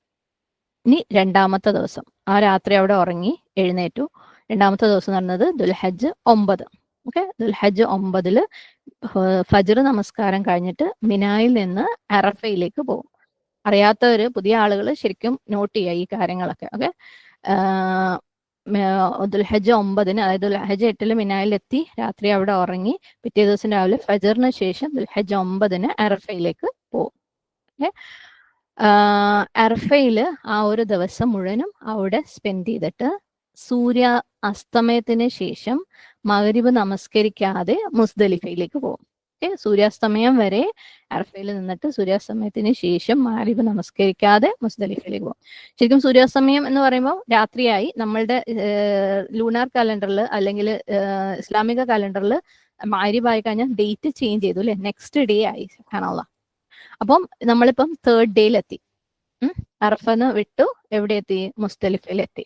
അറഫയിൽ ഒരു ദിവസം മുഴുവനും, അതായത് മിനായിൽ നിന്ന് ഫജ്ർ കഴിഞ്ഞ് അറഫയിലേക്ക് പോയി ഒരു ദിവസം മുഴുവനും അവിടെ സ്പെൻഡ് ചെയ്തു. മഗ്രിബ് ആയതിനു ശേഷം മഗ്രിബ് നമസ്കരിക്കാതെ മുസ്ദലിഫയിലേക്ക് പോവാണ്. മുസ്ദലിഫയില് അവര് എന്താ ചെയ്യുന്നത്? രാത്രി നിന്ന് നമസ്കരിക്കുകയാണോ? ഇല്ല അല്ലെ, മുസ്ദലിഫയില് ഉറങ്ങണം ഒരു ദിവസം രാത്രി. അതാണ് നബി സല്ലല്ലാഹു അലൈഹി വസല്ലമ ചെയ്തത്, അതാണ് സുന്ന. അപ്പം രാത്രി മുസ്ദലിഫയില് സ്പെൻഡ് ചെയ്തു. ഓക്കെ, അപ്പം മൂന്നാമത്തെ ദിവസമായി. നമ്മൾ 8-ന് തുടങ്ങി, 8, 9, 10. രാവിലെ നേരം വെളുത്തു. ഇത് ദുൽഹജ്ജ് 10. ദുൽഹജ്ജ് 10-ന് ആളുകൾ എന്താ ചെയ്യാ? സുബ്ഹാനല്ലാഹ്, മിനയിലേക്ക് പോകും. മിനയിലേക്ക് പോകും, കാരണം മിനയിലാണ് തുടങ്ങിയത്. അപ്പം ഒന്നും കൂടെ ഓടിച്ചു വിടാം. മസ്ജിദുൽ ഹറമിൽ നിന്ന്, അതായത് മക്കയിൽ നിന്ന് മിനയിലേക്ക് പോവും. അവിടെ ഒരു രാത്രി ചെലവഴിക്കും. അതായത് ദുൽഹജ്ജ് 8-നാണ് പോകുന്നത്, ആ രാത്രി ചെലവഴിക്കും. നെക്സ്റ്റ് ഡേ ദുൽഹജ്ജ് 9-ന് അറഫയിലേക്ക് പോവും. അറഫയിൽ പകല് മുഴുവൻ ചെലവഴിക്കും. അത് ദുൽഹജ്ജ് 9-നൊക്കെ. രാത്രിയാകുമ്പോൾ മുസ്ദലിഫയിലേക്ക് പോവും. മുസ്ദലിഫയിൽ രാത്രി ഉറങ്ങും. പിറ്റേ ദിവസം രാവിലെ, അതായത് ദുൽഹജ്ജ് 10-ന് മിനായിലേക്ക് പോകും. ഈ ദുൽഹജ്ജ് 10-ന് യൗമുൻ നഹർ എന്നാണ് അറിയപ്പെടുന്നത്. ദുൽഹജ്ജ് 8 യൗമു തർവിയ, ദുൽഹജ്ജ് 10 യൗമുൻ നഹർ. സുബ്ഹാനല്ലാഹ്, ബലി കൊടുക്കുന്ന ദിവസമാണ്. സുബ്ഹാനല്ലാഹ്, ആ ദിവസമാണ് ബലി കഴിക്കുന്നത്. നമ്മൾ ഹദിയൊക്കെ കഴിഞ്ഞ ദിവസം കണ്ടിട്ടുണ്ടായിരുന്നു അല്ലേ? ഹദിയൊക്കെ ഈ ഒരു ദിവസമാണ് ചെയ്യുന്നത്. ചിലർക്കെങ്കിലും അതൊരു കൺഫ്യൂഷൻ ഉണ്ടായിട്ടുണ്ടായിരുന്നു, നേരത്തെ ചെയ്യലാണോ? അല്ല, ഹദിയൊക്കെ ഈ യൗമുൻ നഹറിലാണ് ചെയ്യുന്നത്. സുബ്ഹാനല്ലാഹ്. പിന്നെ ആളുകള് റമി അൽ ജിമാർ, അതായത് ജംറയിലുള്ള കല്ലേറ്, ആ കാര്യങ്ങളൊക്കെ ചെയ്യും. പുരുഷന്മാര് എന്താണ്, അവരുടെ മുടി കളയുക, അങ്ങനെയുള്ള കർമ്മങ്ങളൊക്കെ ഈ ദിവസങ്ങളിൽ ചെയ്യും. പിന്നെയുള്ള തുടർന്ന് വരുന്ന 3 ദിവസം എന്ന് പറയുന്നത് അയ്യാമു തശ്രീഖ്. അയ്യാമു തശ്രീഖ് എന്ന് പറയുന്നത് ദുൽഹജ്ജ് 11, 12, 13 അയ്യാമു തശ്രീഖ്. ഇവിടെ ഈ 3 ദിവസങ്ങളിൽ ആളുകൾ മിനയിലാണ് നിൽക്കുന്നത്. അതിനിടയ്ക്ക് അവര് എന്താണ്, ജംറയിലെ കല്ലെറിയാൻ വേണ്ടി, റമയാന് വേണ്ടി പോവും, കഅബയിലെ തവാഫ് ചെയ്യാൻ വേണ്ടി പോവും. എന്നിട്ട് തിരിച്ച് മിനയിലേക്ക് തന്നെ വരും. ഈ 3 ദിവസം മിനയിൽ തന്നെയാണ് 11, 12, 13 അയ്യാമു തശ്രീഖ്. ഈ കാര്യങ്ങൾക്കെല്ലാം പോയിട്ട് തിരിച്ചു വരും. സുബ്ഹാനല്ലാഹ്. അപ്പം എവിടെ നിന്ന് എവിടേക്ക് ഏത് ദിവസം പോണു അത്രയും മനസ്സിലാക്കി വെക്കുക. മസ്ജിദുൽ ഹറമെന്ന് മിനയിലേക്ക്, മിനയിൽ നിന്ന് അറഫയിലേക്ക്, അറഫയിൽ നിന്ന് മുസ്ദലിഫയിലേക്ക്, വീണ്ടും തിരിച്ച് മിനയിലേക്ക്. അങ്ങനെ ആകെ 8 മുതൽ 13 വരെ 6 ദിവസം. 8, 9, 10, 11, 12, 13. എന്ത് ചെയ്യാന്ന് വെച്ചാല്, ഹജ്ജിന് പോയിട്ടില്ലാത്തവരെ പ്രത്യേകം പറയാം, നിങ്ങൾ ഈ നോട്ടിൽ ഇത് എഴുതുക. നിങ്ങൾ ക്ലാസ്സിൽ നിന്നോ സബ് ഗ്രൂപ്പിൽ നിന്നോ എവിടെന്നെങ്കിലും ഒരു പേരിനെ കണ്ടുപിടിക്കുക. പോയിട്ടില്ലാത്തവരാണെങ്കിൽ വളരെ നല്ലത്, പോയിട്ടുള്ളവരാണെങ്കിലും ഒക്കെ അവരെ പറഞ്ഞ് കേൾപ്പിച്ചു കൊടുക്കുക. ഇന്ന കാര്യം നിർബന്ധമായിട്ടും പറഞ്ഞു തന്നെ കേൾപ്പിക്കണം കേട്ടോ. എഴുതിയൊന്നും അയച്ചാൽ പോലെ പറഞ്ഞു തന്നെ കേൾപ്പിക്കണം. ഇന്ന കാര്യങ്ങളാണ്, ഇന്ന ഡേറ്റിൽ ഇന്ന സ്ഥലത്ത് പോവാണ്. ഓക്കെ, അത്രയും ആ ഒരു ഐറ്റിനറി, ആ ഒരു ട്രിപ്പ് മാത്രം നിങ്ങൾ പറഞ്ഞ് അവർക്ക് കേൾപ്പിച്ചു കൊടുക്കുക. പോവാത്തവര് എന്തായാലും ചെയ്യണം, പോയവർ ചെയ്താണെങ്കിൽ ഹയർ. ഓക്കെ, ഇവിടെ ഞാൻ കുറേ കാര്യങ്ങളൊന്നും പറഞ്ഞിട്ടൊന്നുമില്ല, കാരണം കുറേ ഫൈൻ ഡീറ്റെയിൽസ് ഉണ്ട് ഹജ്ജിനെ കുറിച്ച്.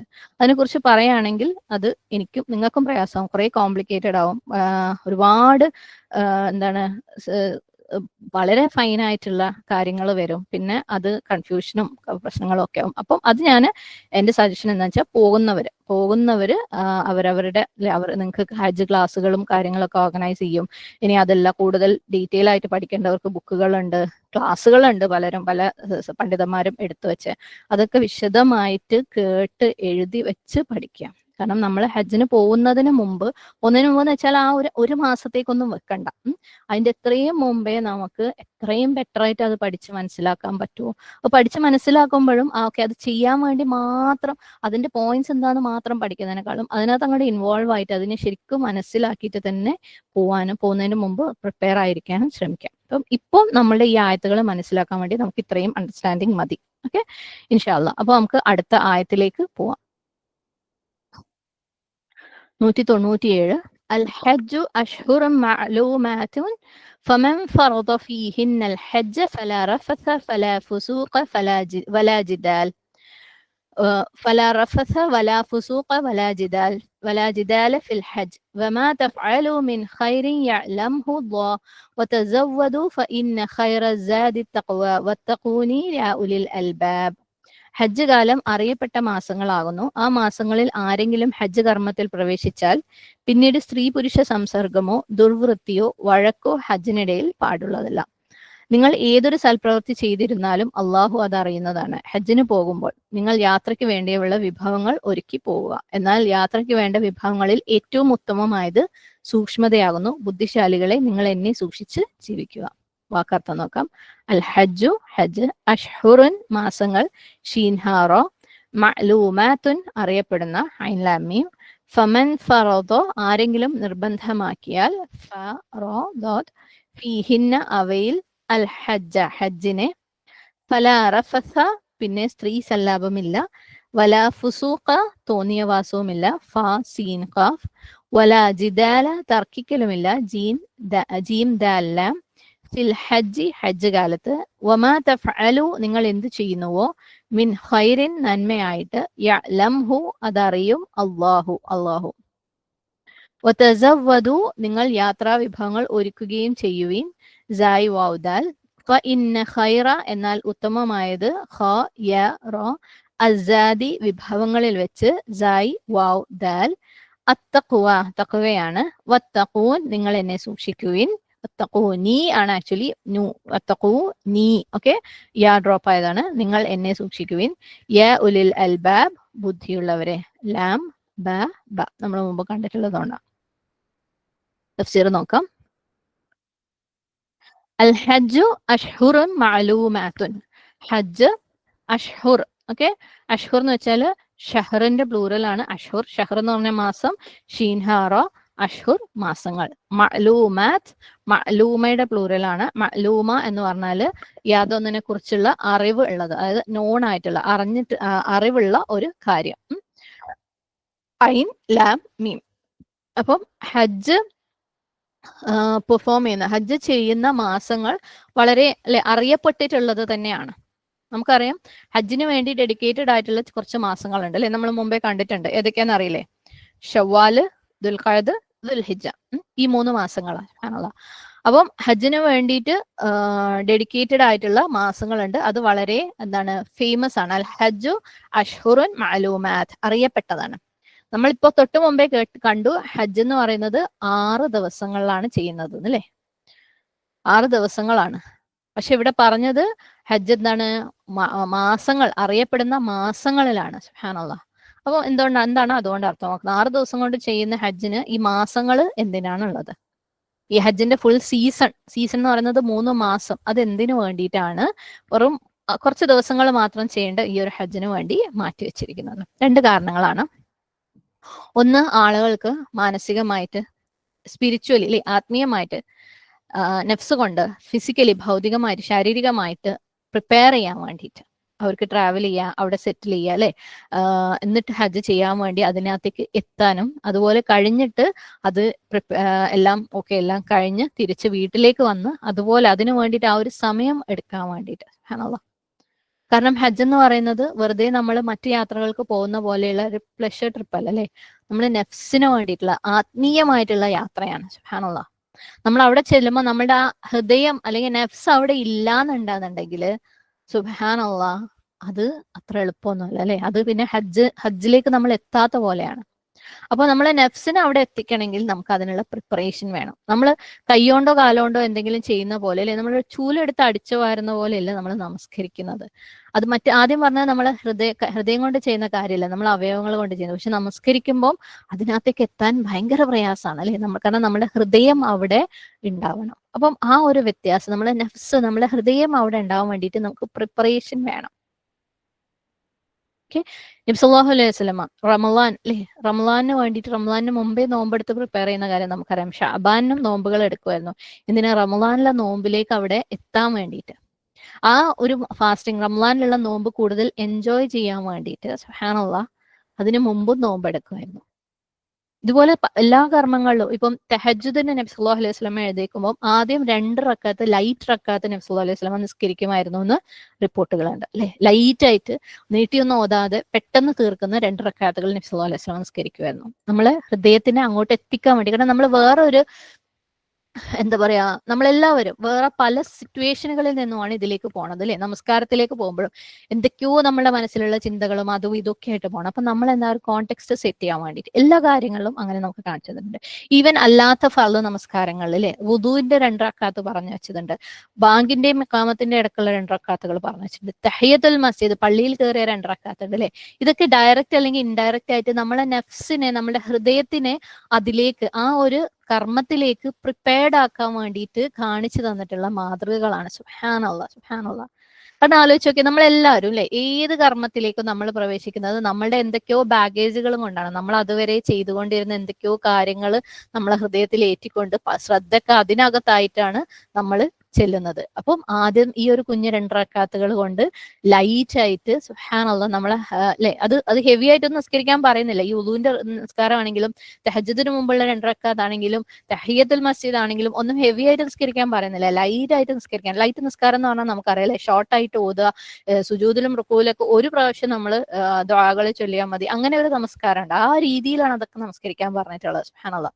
അപ്പൊ ലൈറ്റ് ആയിട്ട് നമസ്കരിച്ച് നമ്മൾ ആ ഒരു സ്പിരിച്വലി അങ്ങോട്ടേക്ക് എത്തിക്കാൻ വേണ്ടിയിട്ട്. അതുപോലെയാണ് ഷഅബാനിൽ നബി സല്ലല്ലാഹു അലൈഹി വസല്ലം നോമ്പുകൾ നോറ്റിട്ട് നോമ്പിലേക്ക് നമ്മളുടെ സ്പിരിറ്റിനെ, നമ്മളുടെ ഹൃദയത്തെ അവിടെ എത്തിക്കാൻ പറഞ്ഞിട്ടുള്ളത്. അതേപോലെ ഹജ്ജിന് നമ്മൾ പോകുമ്പോൾ നമുക്ക് മാനസികമായിട്ടില്ലേ, വേഗം വീട്ടിലെ പണികളൊക്കെ നിർത്തി നമ്മൾ ജോലിയൊക്കെ നിർത്തി ഓടി ചെന്നിട്ട് പോയിട്ട് ഓടി ചെന്ന് വരാന്നുള്ളതല്ല, നമ്മൾ മാനസികമായിട്ട് നമ്മുടെ ഹൃദയം അതിലെത്തുന്ന പോലെയുള്ള ഒരു പ്രിപ്പറേഷൻ. അതിന്റെ കൂടെ ശാരീരികമായിട്ടുള്ള എല്ലാ പ്രിപ്പറേഷനും ആവശ്യമാണെങ്കിൽ പോലും കൂടുതലും അവിടുത്തെ ഹൃദയത്തിന്റെ പ്രസൻസിനാണ് അവിടെ ഇമ്പോർട്ടൻസ്. അപ്പൊ നമ്മൾ നേരത്തെ മക്കയിലെത്താം, കുറച്ച് ദിവസം അവിടെ ചെലവഴിക്കുക അല്ലെ. നമ്മൾ ഹജ്ജ് തമത്തൊക്കെ പറഞ്ഞപ്പം ആദ്യം നമ്മൾ ഇഹ്റാമിൽ പ്രവേശിച്ചു, ഉംറയൊക്കെ ചെയ്തു, സുബ്ഹാനല്ലാഹ് അല്ലെ.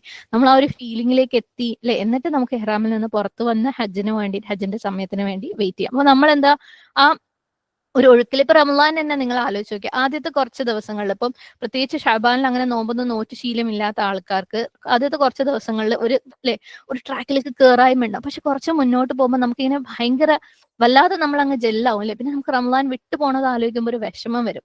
അതുപോലെയാണ് നമ്മൾ നേരത്തെ മക്കയിലേക്ക് എത്തി നമ്മളിപ്പോൾ മനസ്സുകൊണ്ടൊക്കെ പ്രിപ്പയർഡ് ആയിട്ട് വരുമ്പോൾ നമുക്ക് ഹജ്ജിനെ കൂടുതൽ എൻജോയ് ചെയ്യാൻ പറ്റും. ആ സിറ്റുവേഷൻസ് ഒക്കെ ആയിട്ട് നമ്മുടെ ശരീരവും മനസ്സും അല്ലെ, ഈവൻ നമ്മുടെ ദഹന വ്യവസ്ഥ പോലും അവിടുത്തെ ഭക്ഷണങ്ങളും അവിടുത്തെ രീതികളും ഒക്കെ ആയിട്ട് ഒക്കെ അഡ്ജസ്റ്റ് ചെയ്ത് വന്നിട്ടുണ്ടാവും. സുബ്ഹാനല്ലാഹ്. അപ്പൊ നമുക്ക് മെന്റലി ഫിസിക്കലി യാത്ര എല്ലാ കാര്യങ്ങളും പ്രിപ്പയർഡ് ആവാൻ വേണ്ടിയിട്ടാണ് സമയമുള്ളത്. രണ്ടാമത് ഈ ഒരു ഇബാദത്തിന് അതിൻ്റെതായ ഇമ്പോർട്ടൻസ് കൊടുക്കാൻ വേണ്ടിയിട്ട്. എന്തെങ്കിലും ഒരു കാര്യം നമുക്ക് ഇമ്പോർട്ടന്റ് ആണെന്നുണ്ടെങ്കിൽ അല്ലേ, വളരെ ഇമ്പോർട്ടന്റ് ആയിട്ടുള്ള ഒരു കാര്യത്തിന് നമ്മൾ ജസ്റ്റ് എങ്ങനെയെങ്കിലും ചെയ്ത് തീർക്കാമെന്ന് നമ്മൾ വിചാരിക്കൂല അല്ലെ. അതിനു വേണ്ടി നമ്മൾ ശരിക്കും സമയം കൊടുത്ത് ചിന്തിച്ച് അതിന്റെ എല്ലാ ഭാഗങ്ങളും ശരിക്കും കെയർ ചെയ്ത് അല്ലെ, ദിവസങ്ങളോ മാസങ്ങളോ അതിനു വേണ്ടി കൊടുക്കണമെങ്കിൽ ഓരോ കാര്യത്തിനനുസരിച്ച് കൊടുത്തേ നമ്മൾ ചെയ്യുള്ളൂ.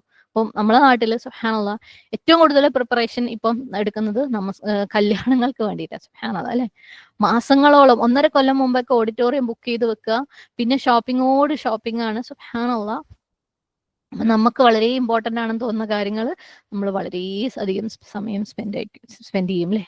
എന്നാൽ ഹജ്ജിനും ഉംറയ്ക്കും ഞാൻ പോണണ്ടേ, ഇതാ പോയി ഇതാ വന്നു. സുബ്ഹാനല്ലാഹ്. പക്ഷെ നമ്മൾ മനസ്സുകൊണ്ട് ഒരുപാട് പ്രിപ്പയർ ചെയ്യാനുണ്ട്, അതിന് അതിൻ്റെതായ ഇമ്പോർട്ടൻസ് ശരിക്കും കൊടുക്കാനുണ്ട്. വളരെ ഇമ്പോർട്ടൻ്റ് ആയിട്ടുള്ള ഒരു ഇബാദത്താണ് ഹജ്ജ് എന്ന് പറയുന്നത്. സുബ്ഹാനല്ലാഹ്. അതുകൊണ്ടാണ് അല്ലാഹു സുബ്ഹാനഹു വ തആല അതിന് മാസങ്ങൾ തന്നെ 3 മാസത്തോളം അതിനു വേണ്ടി ഹജ്ജിന്റെ സീസൺ ആയിട്ട് ഡെഡിക്കേറ്റ് ചെയ്തിട്ടുള്ളത്.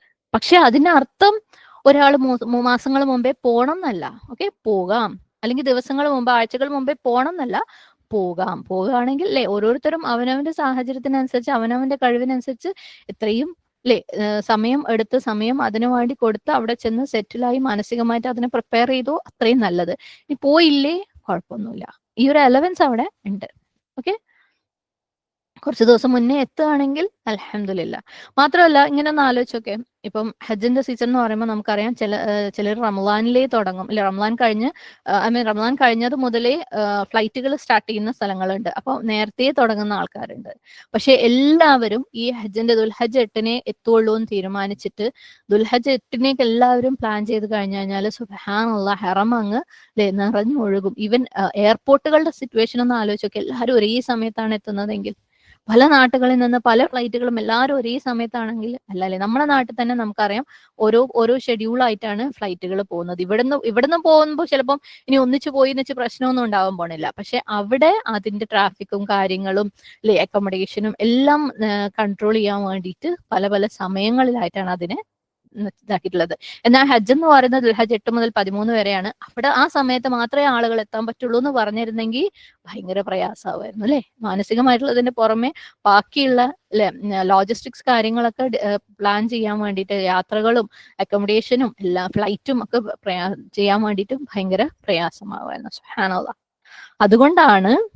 അതുകൊണ്ടാണ് ഹജ്ജ് 6 ദിവസങ്ങളുണ്ടെങ്കിലും മാസങ്ങൾ തന്നെ ഹജ്ജിന് വേണ്ടി വെച്ചിട്ടുള്ളത്. 2 കാര്യങ്ങളാണ് നമ്മൾ പറഞ്ഞത്. ഒന്ന്, പ്രിപ്പയർ ചെയ്യാനുള്ള എല്ലാ രീതിയിലും പ്രത്യേകിച്ച് മാനസികമായിട്ട് പ്രിപ്പയർ ചെയ്യാനുള്ള സമയം. 2, അതിൻ്റെതായ ഇമ്പോർട്ടൻസ്, ഹജ്ജിന്റെ ഇമ്പോർട്ടൻസ് കൊടുക്കാൻ വേണ്ടിയിട്ടും കൂടെയാണ്. ഓക്കെ, അപ്പം അൽ ഹജ്ജു അഷ്ഹുറും മഅലൂമാത്ത്, അറിയപ്പെട്ട മാസങ്ങളാണ്. അപ്പം ഈ മാസങ്ങളിൽ മാത്രമേ ഹജ്ജ് ചെയ്യാൻ പറ്റുള്ളൂ. ഈ മാസങ്ങൾ ഹജ്ജിന് വേണ്ടി ഉള്ളതാണ്.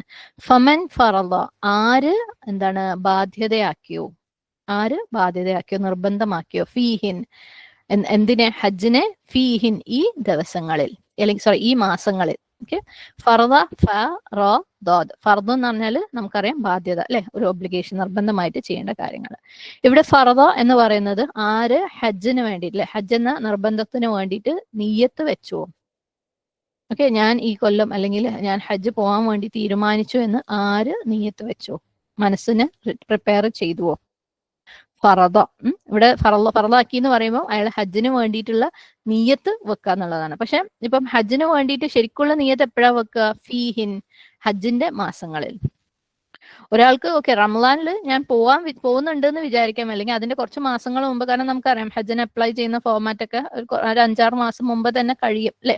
അപ്പം അതുപോലെ പ്ലാൻ ചെയ്യാം, അതിന്റെ ഐഡിയ ഉണ്ടാക്കി വെക്കാം, ബുക്കിങ്സ് ചെയ്യാം, ഒക്കെ ചെയ്യാം. പക്ഷെ ശരിക്കുള്ള നിയ്യത്ത് എപ്പോഴാണ് വെക്കേണ്ടത്, ഹജ്ജിന്റെ മാസങ്ങളിൽ.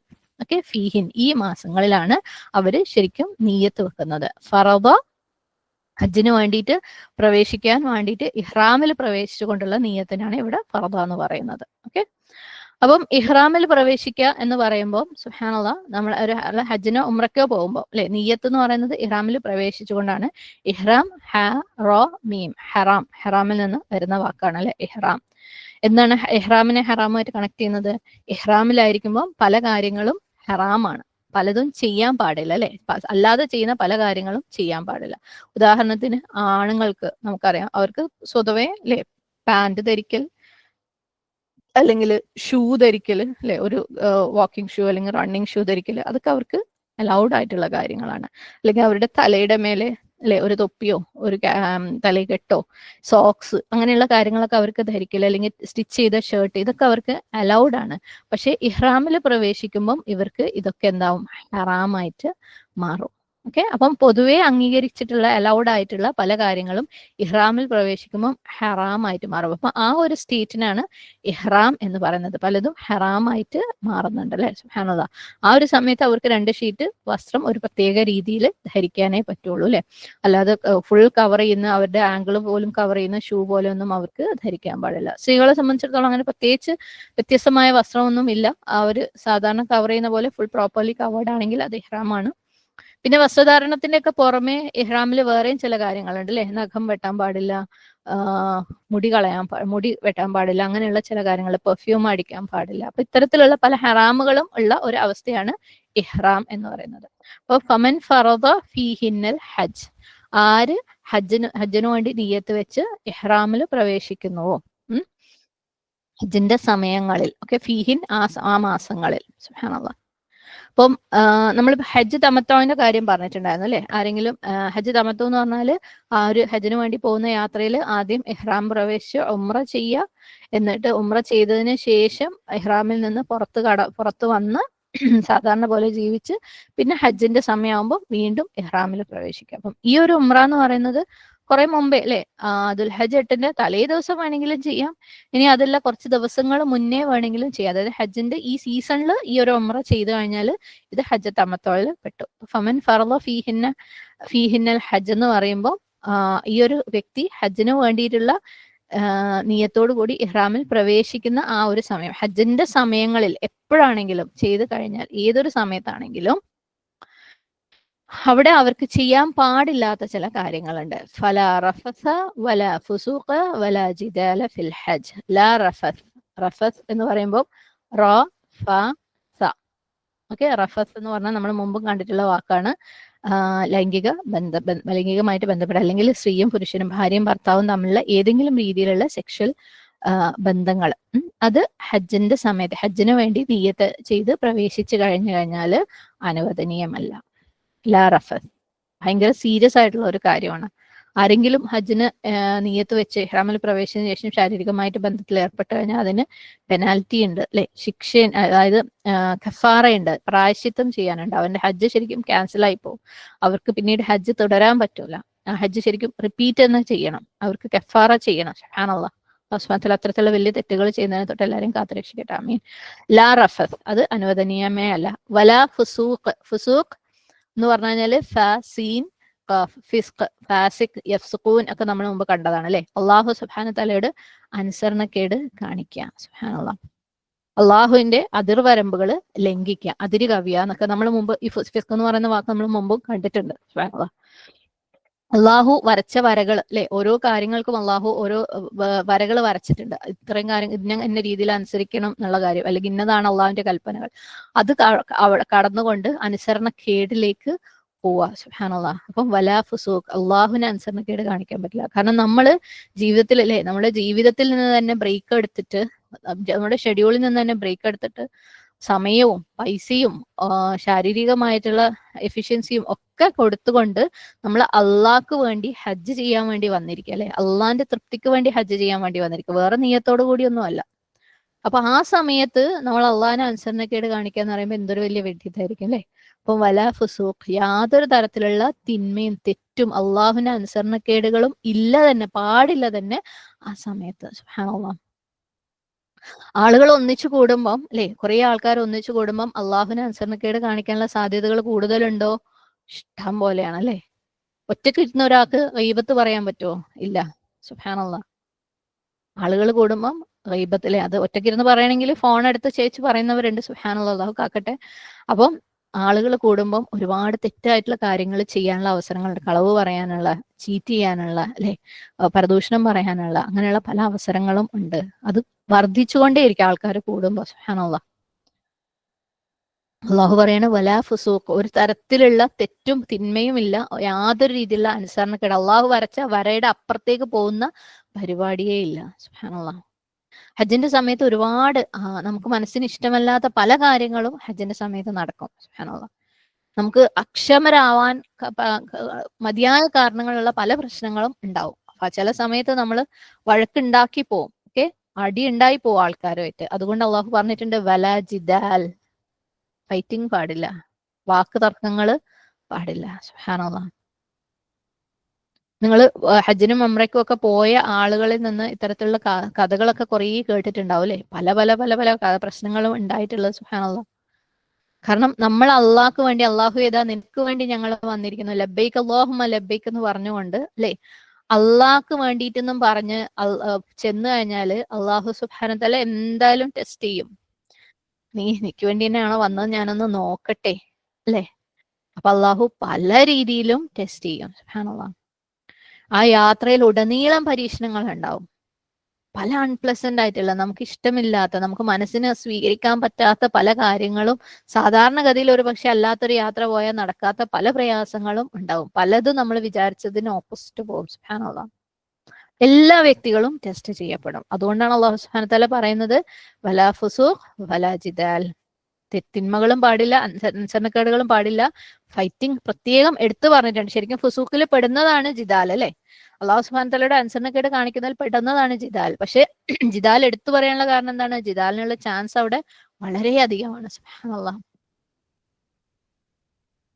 ഹജ്ജിന്റെ സമയത്ത് എന്ന് പറയുന്നത് നമുക്കറിയാം, ആണും പെണ്ണുമുള്ള ആ ഒരു സെപ്പറേഷൻ സാധ്യമേ അല്ലാത്തൊരു സമയമാണ് അല്ലെ? സുബ്ഹാനല്ലാഹ്. അതുകൊണ്ട് തന്നെ ആ രീതിയിലുള്ള പ്രശ്നങ്ങളും അവിടെ ഉണ്ടാവും. മറ്റുള്ളവരെ, സ്ത്രീകൾ പുരുഷന്മാരും തമ്മിൽ ഉള്ള നോട്ടങ്ങളും. ഇനി അതല്ലെങ്കിൽ പലപ്പോഴും ഒരുപാട് കളവുകൾ വരെ ഹജ്ജിന്റെ സമയത്ത് നടക്കാറുണ്ട്. ആരെങ്കിലും അവരുടെ പൈസ, പേഴ്സോ അല്ലെങ്കിൽ ബാഗ് തുറന്നു വെച്ച് പൈസ നഷ്ടപ്പെടുന്ന സാഹചര്യങ്ങൾ നമുക്ക് കേൾക്കുമ്പോൾ അത്ഭുതം തോന്നും. സുബ്ഹാനല്ലാഹ്. പക്ഷേ ആളുകൾ അള്ളാഹുവെ നിനക്ക് വേണ്ടിയാ ഞാൻ വന്നത് എന്ന് പറഞ്ഞ് അവിടെ ചെല്ലുമ്പോൾ അള്ളാഹു സുബ്ഹാനഹു വ തആല പരീക്ഷിക്കുന്നതിന്റെ ഭാഗമായി ആ ടെംപ്ടേഷനിൽ വീണു പോകുന്നവരായിരിക്കാം. അള്ളാഹു അഅലം. അള്ളാഹു അത്തരത്തിലുള്ള തെറ്റുകൾ അവിടെ ചെന്നിട്ട് ചെയ്യുന്നതിനെ തൊട്ട് എല്ലാവരെയും കാത്തുരക്ഷിക്കുമാറാകട്ടെ. അമീൻ. അപ്പൊ വലാ ഫുസൂഖ് വലാ ജിദാൽ. ജിദാൽ ജീം ദാൽ ലാം ആണ്. ജിദാൽ എന്ന് പറഞ്ഞാൽ വാദപ്രതിവാദങ്ങൾ, തർക്കങ്ങൾ, ആർഗ്യുമെന്റ് എന്ന് പറയാം. വാക്തർക്കങ്ങൾ, വാക്കുകൾ കൊണ്ട് ജയിക്കാൻ വേണ്ടിയിട്ട്, എന്റെ പോയിന്റ് കറക്റ്റാന്ന് പറഞ്ഞിട്ട് ജയിക്കാൻ വേണ്ടിയിട്ട് നടത്തുന്ന വാക്തർക്കങ്ങളാണ് ജിദാൽ. ഹജ്ജിന്റെ സമയത്ത് ഞാൻ ഈ പറഞ്ഞ പോലെ ജിദാലിന് ഒരുപാട് അവസരങ്ങളുണ്ട് പല രീതിയിൽ. ഈവൻ മതത്തിന്റെ കാര്യങ്ങൾ പറഞ്ഞിട്ടും ഹജ്ജിന് പോയിട്ട് ആളുകൾ തർക്കിക്കും അല്ലെ? ഏതെങ്കിലും ഒരു ഇബാദത്ത് ഇതിങ്ങനെയാണ്, അതല്ലല്ല അത് അങ്ങനെയാണ്, സുബ്ഹാനല്ലാഹ് നിങ്ങൾ ഇങ്ങനെ ഇഹ്റാം ധരിക്കണം. അപ്പം വേറൊരാൾ പറയും അല്ല അത് അങ്ങനെയാണ് ധരിക്കേണ്ടത്, എന്റെ ഷെയ്ഖ് അല്ലെങ്കിൽ എന്റെ അമീർ ഇങ്ങനെയാ പറഞ്ഞത്, അതുകൊണ്ട് ഞാൻ ഇതേ ചെയ്യുള്ളൂ, അപ്പൊ നിങ്ങൾ അത് ചെയ്താൽ. അപ്പൊ മറ്റവർ പറഞ്ഞു നീ നിന്റെ കാര്യം നോക്കിക്കോ. സുബ്ഹാനല്ലാഹ്. പോയിട്ടില്ലാത്തവർക്ക് ഒരു പക്ഷെ തോന്നിയേക്കാം ഇതൊക്കെ ഇങ്ങനെയൊക്കെ നടക്കുമോ, പക്ഷെ സുബ്ഹാനല്ലാഹ് നടക്കാറുണ്ട്, നടന്നിട്ടുണ്ട്, പറഞ്ഞു കേട്ടിട്ടുണ്ട്. സുബ്ഹാനല്ലാഹ്. ഇനി ഫിഖ്ഹി ആയിട്ടുള്ള കാര്യങ്ങൾ അല്ലെ, നമുക്കറിയാം പല നാട്ടുകളിൽ നിന്ന് പല രീതിയിൽ ആളുകൾ വരുന്നുണ്ട് അല്ലെ, പല മദ്ഹബുകളെ ഫോളോ ചെയ്യുന്ന. പലരും നമസ്കരിക്കുമ്പോൾ ഇതെന്താ ഇവളിപ്പോ ഇങ്ങനെ നിസ്കരിക്കുന്നേ, ഇതെന്താ അവർ ഇങ്ങനെ നിൽക്കുന്നേ, അതെന്താ അവർ അങ്ങനെ പറയുന്നേ, അതെന്താ അവരിങ്ങനെ ഖുർആൻ ഓതുന്നേ അല്ലെ, അല്ലെങ്കിൽ ഇവരെന്താ അങ്ങനെ ദുആ ചെയ്യുന്നേ ഒക്കെ നമുക്ക് തോന്നും. അതൊക്കെ പ്രശ്നങ്ങളാവാറുണ്ട്.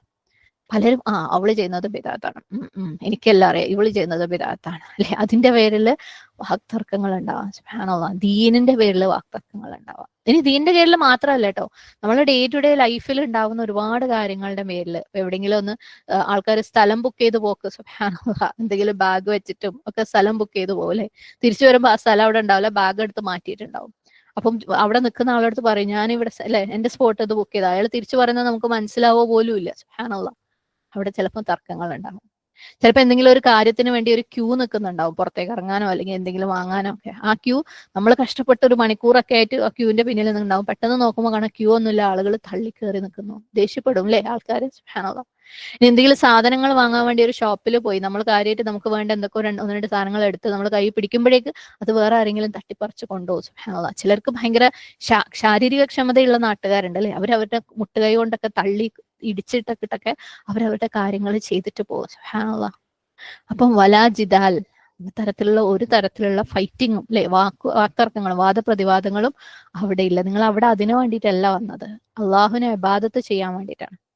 അതുകൊണ്ട് തന്നെ നിങ്ങളുടെ ഹജ്ജ് ഇതൊന്നും ചെയ്തിട്ട് നിങ്ങൾ കളയല്ലേ. അപ്പൊ 3 കാര്യങ്ങളാണ് അള്ളാഹു പറഞ്ഞിട്ടുള്ളത്. ഫലാ റഫസ് വലാ ഫുസൂഖ് വലാ ജിദാൽ ഫിൽ ഹജ്ജ്. തുടർന്ന് പറയണ വമാ തഫ്അലു, നിങ്ങൾ യാതൊന്ന് പ്രവർത്തിക്കുന്നുവോ, മിൻ ഖൈറിൻ, നന്മയിൽ നിന്ന്, നല്ലതിൽ നിന്ന്. ഓക്കെ, നല്ലതായിട്ട് നിങ്ങൾ എന്ത് നല്ലത് പ്രവർത്തിക്കുന്നുവോ, ഏത് നന്മ നിങ്ങൾ പ്രവർത്തിക്കുന്നുവോ, യഅലംഹുല്ലാഹ്, അള്ളാഹു അത് അറിയുന്നവനാണ്. അള്ളാഹു അവൻ അത് അറിയുന്നു. എന്ത് നല്ലത് പ്രവർത്തിച്ചു കഴിഞ്ഞാലും നിങ്ങൾക്ക് അള്ളാഹു അറിയുന്നു. ഇവിടെ ആകെ 3 പ്രൊഹിബിഷൻസ് അല്ലെ, 3 ഡോണ്ട് ചെയ്യരുത് എന്നുള്ള കാര്യങ്ങൾ അള്ളാഹു സുബ്ഹാനഹു വ തആല പറഞ്ഞിട്ടുള്ളൂ. റഫസ്, ഫുസൂഖ്, ജിദാൽ. എന്നാൽ ചെയ്യുന്ന നല്ല കാര്യങ്ങളോ ഹൈറായിട്ടുള്ള കാര്യങ്ങളോ ഹൈറാത്തുകള് കണക്കില്ലാത്തതാണ് അല്ലെ. 3 ഡോണ്ടേ ഉള്ളൂ. ഇത് 3 ചെയ്യരുത്. പക്ഷെ വമാ തഫ്അലൂ മിൻ ഖൈർ, നന്മയിൽ നിന്ന് നിങ്ങൾ എന്ത് ചെയ്തു കഴിഞ്ഞാലും അതിന് ഒരു കണക്കുമില്ല. എത്ര വേണമെങ്കിലും നിങ്ങൾ ചെയ്യാം. നിങ്ങൾ എവിടെയാണോ ലിമിറ്റ് സെറ്റ് ചെയ്യുന്നത് അവിടെയാണ് നിങ്ങളുടെ നന്മ അവസാനിക്കുന്നത്. എത്രത്തോളം ചെയ്യണം എന്നുള്ളത് അത്രത്തോളം നിങ്ങളുടെ ഇഷ്ടമാണ് അല്ലെ. ഒരു വെറൈറ്റീസ് ചെയ്യണം. ചിലര് സുബ്ഹാനല്ലാഹ് ഉംറക്കോ ഹജ്ജിനൊക്കെ പോയി കഴിഞ്ഞാൽ ഫ്രീ ടൈം കിട്ടുമ്പോൾ ഒക്കെ തവാഫ് മാത്രം ചെയ്യുന്ന ആളുകളുണ്ട്. സുബ്ഹാനല്ലാഹ് ഓരോ കാര്യങ്ങളിൽ അത് ഭയങ്കര പ്രതിഫലാർഹമാണെന്നൊക്കെ കണ്ടിട്ട് അത് മാത്രം ചെയ്യുന്ന ആളുകളുണ്ട്. പക്ഷേ ഇവിടെ ഒരു വെറൈറ്റികൾ എത്ര വേണമെങ്കിലും, യാതൊരു ലിമിറ്റും ഇന്നതെന്നില്ല. നന്മകൾ ബിറുകൾ എത്ര വേണമെങ്കിലും ചെയ്യാം അല്ലെ. ഹജ്ജ് മബ്രൂർ എന്ന് നമ്മൾ പറയാറുണ്ട്. ബിറുകൾ ധാരാളം. ബിർ എന്നുള്ള വാക്കിന്റെ അർത്ഥം തന്നെ നമ്മൾ മുമ്പ് പറഞ്ഞപ്പോൾ നമ്മൾ പറയുന്നു അല്ലെ. ബഹറിന് ഓപ്പോസിറ്റ് ആണ് ബിർ, ലാൻഡ് അല്ലെ. ബഹർ കടല്, ബിർ ലാൻഡ് ആണ്. ബറ് ലാൻഡ് ആണ്, ഭൂമിയാണ്. അപ്പോൾ ഭൂമിയിലുള്ള പലതര സ്ട്രക്ചേഴ്സ് നമ്മൾ ആലോചിക്കുമ്പോൾ അല്ലെ, സമതലങ്ങളുണ്ട്, മലകളുണ്ട്, കുന്നുകളുണ്ട്, തടാകങ്ങളുണ്ട്, പലതരത്തിലുള്ള ചെടികളുണ്ട്, പലതരത്തിലുള്ള മൃഗങ്ങളുണ്ട്, മനുഷ്യന്മാരുണ്ട്, പല നാടുകളുണ്ട്. അപ്പൊ അത് വെറൈറ്റിയാണ്, ഒരു കണക്കില്ല ബിറിന് അല്ലെ. അപ്പം എത്ര വേണമെങ്കിലും ചെയ്യാം. സുബ്ഹാനല്ലാഹ്. അപ്പം ഹജ്ജിന് നമ്മൾ പറഞ്ഞു, ഹജ്ജിന് അള്ളാഹ്ക്ക് വേണ്ടിയിട്ടാ പോണേന്ന് മനസ്സിൽ നിയത്ത് വെച്ചിട്ട് അള്ളാഹ്ക്ക് വേണ്ടിയിട്ടാന്ന് ഡിക്ലെയർ ചെയ്തിട്ടാ നമ്മൾ പോണേ. അതുകൊണ്ട് തന്നെ എല്ലാ വ്യക്തികളും ടെസ്റ്റ് ചെയ്യപ്പെടും. ഓരോ സിറ്റുവേഷനിലും ടെസ്റ്റ് ചെയ്യപ്പെടും. അതുകൊണ്ട് തന്നെ ഹജ്ജിന് നമുക്ക് നന്മ ചെയ്യാനും തിന്മ ചെയ്യാനും അവസരങ്ങളുണ്ട്. ഓരോ പ്രശ്നങ്ങൾ വരുമ്പോഴും അല്ലെ, നമ്മുടെ മുമ്പിൽ ഓരോ പരീക്ഷണങ്ങൾ വരുമ്പോഴും നമുക്ക് അവിടെ നന്മ ചെയ്യാനും തിന്മ ചെയ്യാനും അവസരങ്ങളുണ്ട്. നമ്മൾ അതിനെ എങ്ങനെ എടുക്കുന്നു? ഓരോ ടെസ്റ്റുകളും ഓരോരുത്തരും നമുക്ക് ബുദ്ധിമുട്ടുണ്ടാക്കുമ്പോഴും അതിലൊരു നന്മ ചെയ്യാനുള്ള അവസരം നമുക്കുണ്ടെന്ന് മനസ്സിലാക്കി അവിടെ സബ്ർ കാണിക്കലാണ് എന്ത് ഇവിടെ ഹൈർ ചെയ്യാന്ന് പറയുന്നത്. അല്ലാഹു ആ ക്ഷമയ്ക്ക് കണക്കില്ലാത്ത പ്രതിഫലം തരും. പക്ഷെ പലരും ആ സബ്ർ കാണിക്കാതെ അടിയിലേക്കും പിടിയിലേക്കും ആണ് പോവാറില്ലേ, തർക്കങ്ങളിലേക്കും. ഭക്ഷണം ഇന്ന സമയത്ത് എത്തിക്കുന്നു ചിലപ്പോൾ അമീർ പറഞ്ഞിട്ടുണ്ടാവും, എന്നാൽ സമയത്ത് എത്തൂല. അവരെടുത്ത് നിങ്ങൾക്ക് നമ്മൾ എന്തിനാ പൈസ തന്നേ അല്ലെ, നിങ്ങൾ ഇത് എന്ത് വർത്താനാ പറയുന്നത്, എന്ത് പരിപാടിയാ എടുക്കുന്നത്. സുബ്ഹാനല്ലാഹ്, അവരുടെ കയ്യിലുള്ള കാര്യമല്ല, പലപ്പോഴും അവരുടെ കയ്യിൽ നിന്ന് വിട്ടുപോണ കാര്യങ്ങളാണ്, അവർക്ക് കൺട്രോൾ ഇല്ലാത്ത കാര്യങ്ങളാണ്. ആൾക്കാർ ദേഷ്യപ്പെടും. സുബ്ഹാനല്ലാഹ് അല്ലെ. അപ്പം ക്ഷമ കാണിക്കുക. അത് അള്ളാഹു സുബ്ഹാനഹു വതആല അവസരങ്ങൾ തന്നുകൊണ്ടേയിരിക്കും, പരീക്ഷണങ്ങൾ തന്നുകൊണ്ടേയിരിക്കും. ഹജ്ജില് ഹൈർ ചെയ്യുന്നതിന് യാതൊരു അതിർവരമ്പുകളുമില്ല. അപ്പൊ എല്ലാ അവസരങ്ങളും ഹുസ്നായിട്ടുള്ള കർമ്മങ്ങൾ ചെയ്യാൻ വേണ്ടിയിട്ട് ശ്രമിക്കാം. എല്ലാ ഗ്രൂപ്പുകളിലും ഉണ്ടാവും പ്രശ്നങ്ങൾ. ഏറ്റവും എക്സ്പെൻസീവ് ആയിട്ട് ക്ലോക്ക് ടവറിൽ താമസിക്കാൻ വേണ്ടി വരുന്ന ഗ്രൂപ്പിലും അവർക്ക് തൃപ്തിയില്ലാത്ത കാര്യങ്ങളാണ്. കാരണം അവർ കൊടുക്കുന്ന പൈസന്റെ കണക്കിനല്ല. അള്ളാഹു സുബ്ഹാനഹു വതആല ഇവരെത്രത്തോളം എനിക്ക് വേണ്ടി ഡെഡിക്കേറ്റഡ് ആയിട്ട് ഇങ്ങോട്ട് വന്നിട്ടുണ്ടെന്ന് ഞാൻ നോക്കട്ടെ എന്ന് പറഞ്ഞ് ടെസ്റ്റ് ചെയ്യുന്നത്. അവർ കുറെ പൈസ കൊടുത്ത് ഭയങ്കര ഹൈഫൈ ആയിട്ട് പോയി എന്ന് വെച്ചിട്ട് അവിടെ പ്രശ്നങ്ങൾ ഇല്ലാതിരിക്കൂല. ഓക്കെ, സുബ്ഹാനല്ലാഹ്. പലരും അവരുടെ ദ്വാകളും ദിക്റുകളും ഖുർആനോത്തും ഇബാദത്തും ഒക്കെ വിട്ടച്ചിട്ട് സുബ്ഹാനല്ലാഹ് മറ്റുള്ളവരോട് തർക്കിക്കുകയും ദേഷ്യപ്പെടുകയും ചൂടാവുകയും ഒക്കെ ചെയ്യുന്നതും. എന്നാൽ സുബ്ഹാനല്ലാഹ് ചില ഗഗ്രൂപ്പുകൾ ഇത് സഫർ ചെയ്യുന്ന ആൾക്കാരുണ്ടാവും. മറ്റുള്ളവരുടെ ദേഷ്യം കാരണം സഫർ ചെയ്യുന്ന ആളുകൾ അവരും മിണ്ടാതിരുന്ന് ഇങ്ങനെ ഓതുന്നുണ്ടാവും, ദ്വാ ചെയ്യുന്നുണ്ടാവും. അവരെന്താണ് ഈ അവസരങ്ങളും കൂടെ, അതായത് മറ്റുള്ളവർ ചെയ്യുന്ന തെറ്റിന്റെ അവസരങ്ങളും കൂടെ അവരുടെ ഹൈറാക്കാൻ വേണ്ടി, അവർക്ക് പ്രതിഫലം ഉണ്ടാക്കാൻ വേണ്ടി ഉപയോഗപ്പെടുത്താണ്. അതാണ് വൈസായിട്ടുള്ള ബുദ്ധിയുള്ളവർ ലക്ഷണം അല്ലെ. സുബ്ഹാനല്ലാഹ്. അപ്പൊ നമ്മൾ അതിനെ എങ്ങനെ നോക്കുന്നു എന്നുള്ളതിനനുസരിച്ചാണ്. തിന്മയുള്ള കാര്യങ്ങൾ അള്ളാഹു സുബ്ഹാനഹു വതആല ചെയ്യരുത് എന്ന് പറഞ്ഞ കാര്യങ്ങൾ പറഞ്ഞിട്ടുണ്ടെങ്കിൽ അതിൽ നിന്ന് മാറി നിൽക്കുക.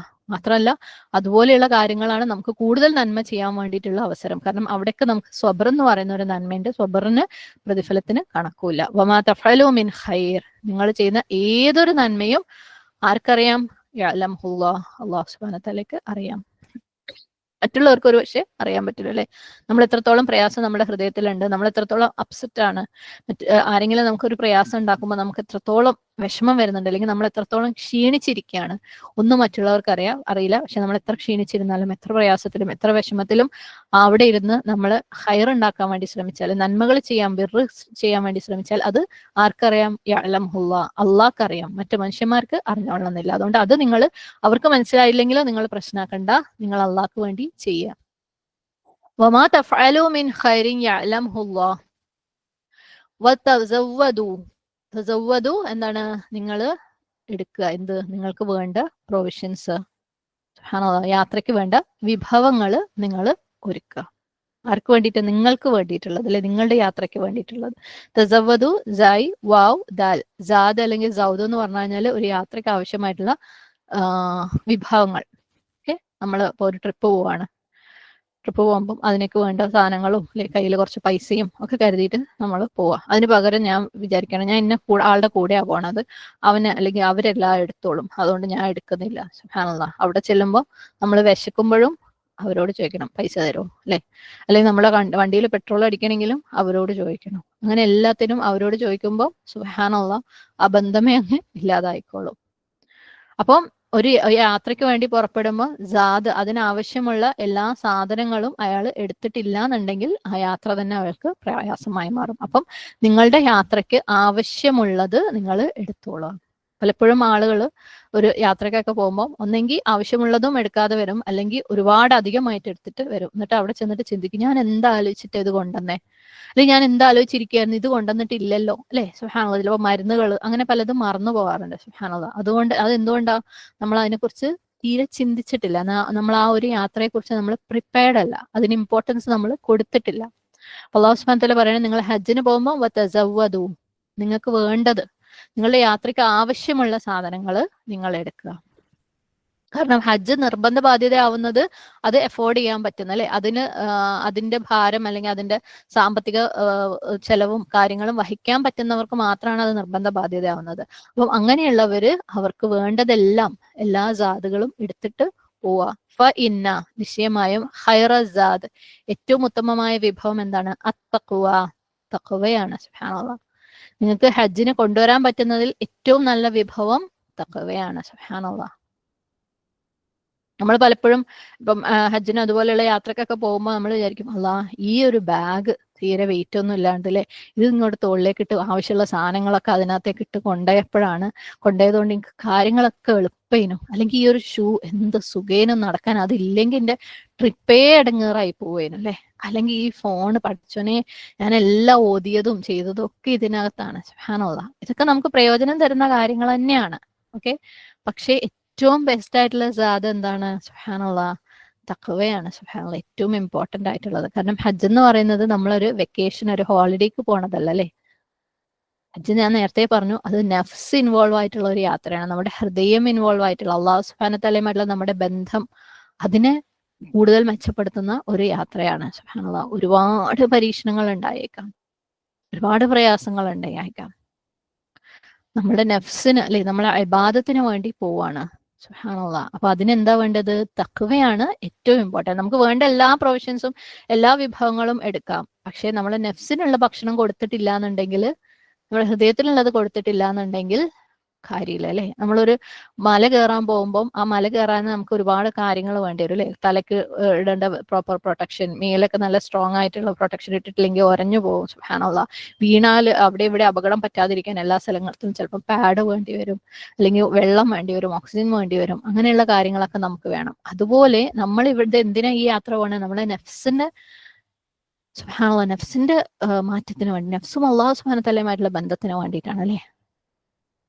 അപ്പം ഭക്ഷണം ഒരുപാട് എടുത്ത് വസ്ത്രവും ഒരുപാട് എടുത്തത് കൊണ്ട് കാര്യമില്ല. അവിടെ ചെന്നിട്ട് തഖ്വ നമ്മുടെ കയ്യിലില്ല എന്നുണ്ടെങ്കിൽ, സുബ്ഹാനല്ലാഹ്, നമുക്ക് ദുആ ചെയ്യാൻ പറ്റിയിട്ടില്ല എന്നുണ്ടെങ്കിൽ വെറുതെയാണ് അല്ലെ.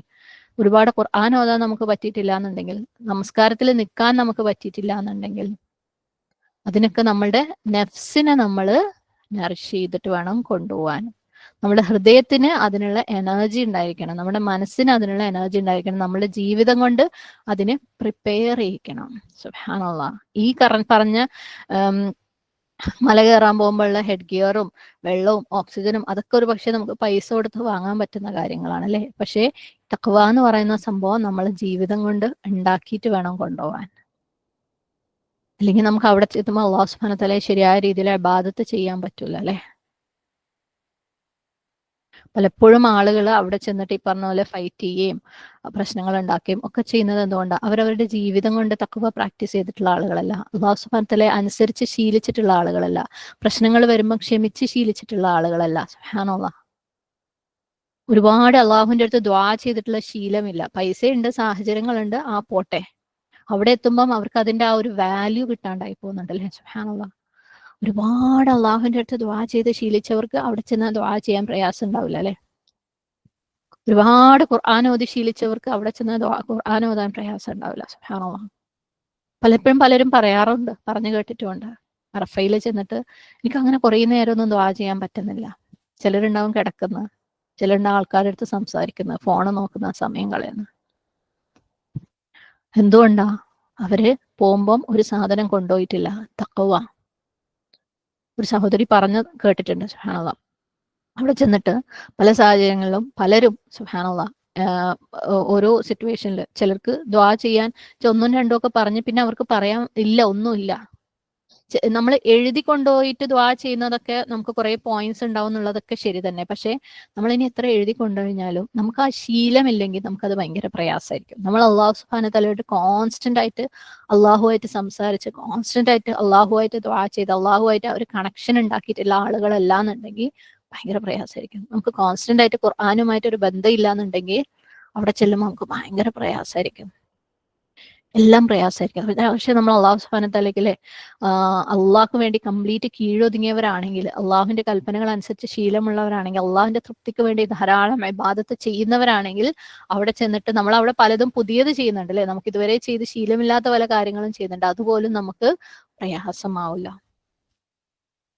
അപ്പം നമ്മൾ ആദ്യം എന്താണ് ചെയ്യേണ്ടത്? ഹജ്ജിന് പോയിട്ടില്ലാത്തവര്, ഒരുപക്ഷെ ഈ വർഷമോ അടുത്ത വർഷമോ പോകുന്ന ഉറപ്പില്ലാത്തവര് സുബ്ഹാനല്ലാഹ് ഹജ്ജിനെ എഫക്റ്റീവ് ആക്കണമെങ്കിൽ ആ തഖ്വ എന്ന് പറയുന്ന ഒരു പ്രൊവിഷൻ കൊണ്ടുപോകണമെങ്കിൽ സുബ്ഹാനല്ലാഹ് പൈസ ചിലപ്പോൾ നിങ്ങൾക്ക് അതിന്റെ മുമ്പത്തെ മാസം എന്തെങ്കിലും സ്ഥലം വിറ്റാൽ കിട്ടുന്ന പൈസ കൊടുത്താൽ മതിയാവുമായിരിക്കും. പക്ഷെ തഖ്വ എന്ന് പറയുന്നത് ഇപ്പോഴേ അതിന്റെ മേലെ വർക്ക് ചെയ്യണം. അവിടെ ചെല്ലുമ്പോൾ നമുക്ക് അത് കൊണ്ടുപോകാൻ പറ്റിയിട്ടില്ല എന്നുണ്ടെങ്കിൽ സുബ്ഹാനല്ലാഹ് അവിടെ ചെന്ന് നമ്മൾ പോലും അറിയാതെ ജിദാലിലും ഫുസൂഖിലും ഒക്കെ പെട്ടുപോകും. അപ്പം ഖൈറസാദ് എന്ന് പറയുന്നത് ഹജ്ജിന് കൊണ്ടുപോകാനുള്ള ഏറ്റവും നല്ല പ്രൊവിഷൻ എന്താണ്? തഖ്വ. ഇന്ന ഖൈറസാദി തഖ്വ. സുബ്ഹാനല്ലാഹ്. തഖ്വ എന്ന് പറഞ്ഞാൽ എന്താ നമുക്കറിയാം അല്ലെ. അള്ളാഹു സുബ്ഹാനഹു തആല കൽപ്പിച്ചത് ചെയ്യണം, നന്മകൾ ചെയ്യും. അള്ളാഹു സുബ്ഹാനഹു തആല വിരോധിച്ചതിൽ നിന്ന് മാറി നിൽക്കുകയും ചെയ്യുക. ഇതാണ് ഹജ്ജിന് നമുക്ക് ചെയ്യേണ്ടത്. എത്രത്തോളം നന്മകൾ നമുക്ക് ചെയ്യാൻ പറ്റുമോ അത്രത്തോളം നന്മകളും ചെയ്യുക, തിന്മകളിൽ നിന്നും പാടെ മാറി നിൽക്കുക. സുബ്ഹാനല്ലാഹ്. ഒന്നും ചെയ്യാനേ പാടില്ല. വലാ ഫുസൂഖ് എന്നാ പറഞ്ഞത്. സുബ്ഹാനല്ലാഹ്. അപ്പം തഖ്വ ഭയങ്കര ആവശ്യമാണ്. സുബ്ഹാനല്ലാഹ്. അതേപോലെ നമ്മൾ പോകുന്നതിന് മുമ്പ് ഒരു പക്ഷേ ഒരുപാട് കാര്യങ്ങൾ നമുക്ക് ഇവിടെയും സെറ്റിൽ ആക്കാനുണ്ടാവും അല്ലെ. കാരണം നമ്മൾ അള്ളാഹു സുബ്ഹാനഹു തആലയുടെ അടുത്ത് നമ്മുടെ എല്ലാ പാപങ്ങളും കഴുകി കളയുന്ന ഒരു യാത്രയാണ്. ഒരുപാട് തിന്മകളും തെറ്റുകളും ഉപദ്രവങ്ങളും നമ്മൾ ഇവിടെ ആളുകൾക്ക് വരുത്തി വെച്ചിട്ട് അങ്ങോട്ട് പോകുന്നുണ്ടെങ്കിൽ സുബ്ഹാനല്ലാഹ്. കാരണം തൗബ എന്ന് പറയുമ്പോൾ തൗബയ്ക്ക് നാലാമത്തെ ഒരു കണ്ടീഷൻ വരുന്നത് അതിനകത്ത് ആളുകൾ ഇൻവോൾവ് ഉള്ളതാണെങ്കിൽ അല്ലെ. നമ്മൾ ആൾക്കാരോട് ഒരുപാട് തെറ്റുകൾ ചെയ്തിട്ടുണ്ടെങ്കിൽ, അവരുടെ ഹക്കുകൾ നമ്മൾ പിടിച്ചു വെച്ചിട്ടുണ്ടെങ്കിൽ, അവരുടെ അഭിമാനത്തിന് നമ്മൾ ക്ഷതമേൽപ്പിച്ചിട്ടുണ്ടെങ്കിൽ സുബ്ഹാനല്ലാഹ് അത് പറഞ്ഞ് നമ്മൾ പൊറുക്കലിനെ തേടണം. അവരുടെ സമ്പാദ്യങ്ങൾ, അവരുടെ സ്വത്തുകൾ എന്തെങ്കിലും നമ്മൾ അന്യായമായിട്ട് നമ്മുടെ കയ്യിൽ ഉണ്ടെങ്കിൽ അത് വിട്ടുകൊടുക്കണം അല്ലെ. അപ്പം ഇതൊന്നും ചെയ്യാതെ നമ്മൾ തഖ്വയുള്ളവരായിട്ട് അങ്ങോട്ട് പോവാന്ന് വിചാരിച്ചാൽ നടക്കൂല. അപ്പൊ തഖ്വ നമ്മൾ ഇവിടുന്നും കളക്ട് ചെയ്ത് കൊണ്ടുപോകേണ്ട കാര്യമാണ്. അത് ഈ പറഞ്ഞ പോലെ പൈസ കൊണ്ടോ ഒന്നുകൊണ്ടും നമുക്ക് ഉണ്ടാക്കാൻ പറ്റില്ല, നമ്മളെ ജീവിതം കൊണ്ടേ ഉണ്ടാക്കാൻ പറ്റുള്ളൂ അല്ലെ. ഏതെങ്കിലും രീതിയിൽ നമ്മൾ ആർക്കെങ്കിലും എന്തെങ്കിലും രീതിയിൽ കടപ്പെട്ടിട്ടുണ്ടെങ്കിൽ ആ കടപ്പാടുകളൊക്കെ നമ്മൾ തീർക്കുമ്പോഴേ നമുക്ക് തഖ്വയും കൊണ്ട് പോകാൻ പറ്റുള്ളൂ. ആ തഖ്വ എന്ന് പറയുന്ന സംഭവം ഇല്ലാന്നുണ്ടെങ്കിൽ അവിടെ ചെന്നിട്ട് ഫുസൂഖിലും ജിദാലിലും റഫസിലും ഒക്കെ പെട്ടുപോകാൻ എളുപ്പമാണ്. അള്ളാഹു സുബ്ഹാനഹു തആല പരീക്ഷിക്കും, നിങ്ങൾ ഇതിന് തന്നെ വന്നതാണോ എന്ന്. വത്തഖൂനി, നിങ്ങൾ എന്നെ ഭയപ്പെട്, അള്ളാഹുവിനെ ഭയപ്പെട്. എന്താ? യാ ഉലിൽ അൽബാബ്, അല്ലയോ എന്താണ് ബുദ്ധിയുള്ള മനുഷ്യന്മാരെ അല്ലെ. സുബ്ഹാനല്ലാഹ്. ബുദ്ധിശാലികളെ നിങ്ങൾ എന്നെ ഭയപ്പെട്. അൽബാബ് ലുബിന്റെ പ്ലൂറലാണ് അൽബാബ്. ലാ ബി ബ ബ, ബുദ്ധിയുള്ള ആളുകൾ. എന്താണ് ഇതുകൊണ്ട് അർത്ഥമാക്കുന്നത്? ഒരാൾ എത്രത്തോളം ബുദ്ധിയുള്ള വ്യക്തിയാണോ അത്രത്തോളം അയാള് അള്ളാഹുവിനെ സൂക്ഷിക്കും. സുബ്ഹാനല്ലാഹ് അല്ലെ. എത്രത്തോളം ബുദ്ധി അയാൾക്കുണ്ടോ അത്രത്തോളം തഖ്വ അയാൾക്കുണ്ടാവും. ഒരാൾ എത്രത്തോളം പൊതുവെ നമ്മളെ നാട്ടിലുള്ള ഒരു വിചാരം എന്താണ്? അള്ളാഹുവിൽ നിന്ന് ഒരാൾ എത്രത്തോളം ദൂരെയാണോ അത്രത്തോളം ബ്രൈറ്റ് ആൻഡ് ബ്രില്യന്റ് ഇന്റലക്ച്വൽ ആണ് ഒരാൾ അല്ലെ. സുബ്ഹാനല്ലാഹ്. നാട്ടിൽ ആളുകൾ വിശ്വസിച്ച് വെച്ചിരിക്കുന്നത് അങ്ങനെയാണ്. പക്ഷേ ഒരാൾ എത്രത്തോളം ബുദ്ധിശാലിയാണോ അത്രത്തോളം അയാൾ തഖ്വയുള്ളവനായിരിക്കും, അള്ളാഹുവിനെ ഭയപ്പെടും. കാരണം ബുദ്ധിയുള്ളവൻ എല്ലാത്തിലും റബ്ബിനെ കാണും. സുബ്ഹാനല്ലാഹ്. ഈ ലോകവും ഇതിന്റെ സൃഷ്ടിപ്പും ഇതിന്റെ നടത്തിപ്പും ഒക്കെ നടക്കുന്നത് എന്തിനു വേണ്ടിയിട്ടാ? റബ്ബിനെ ഇബാദത്ത് ചെയ്യാൻ വേണ്ടിയിട്ട്. നമ്മുടെ ചുറ്റുപാടും ഒരു ഇല പോലും അള്ളാഹു സുബ്ഹാനഹു വ തആല ഒരു മരത്തിന്റെ മുകളിൽ സൃഷ്ടിച്ചിട്ടുണ്ടെങ്കിൽ അത് നമുക്ക് അത് ഉപയോഗിച്ച് റബ്ബിനെ ഇബാദത്ത് ചെയ്യാൻ വേണ്ടിയിട്ട്. അവയും റബ്ബിനെ ഇബാദത്ത് ചെയ്യുന്നുണ്ട് അല്ലെ? സുബ്ഹാനല്ലാഹ്. അപ്പം അങ്ങനെ എല്ലാത്തിലും റബ്ബിനെ കാണുന്നവൻ ആരാണ്?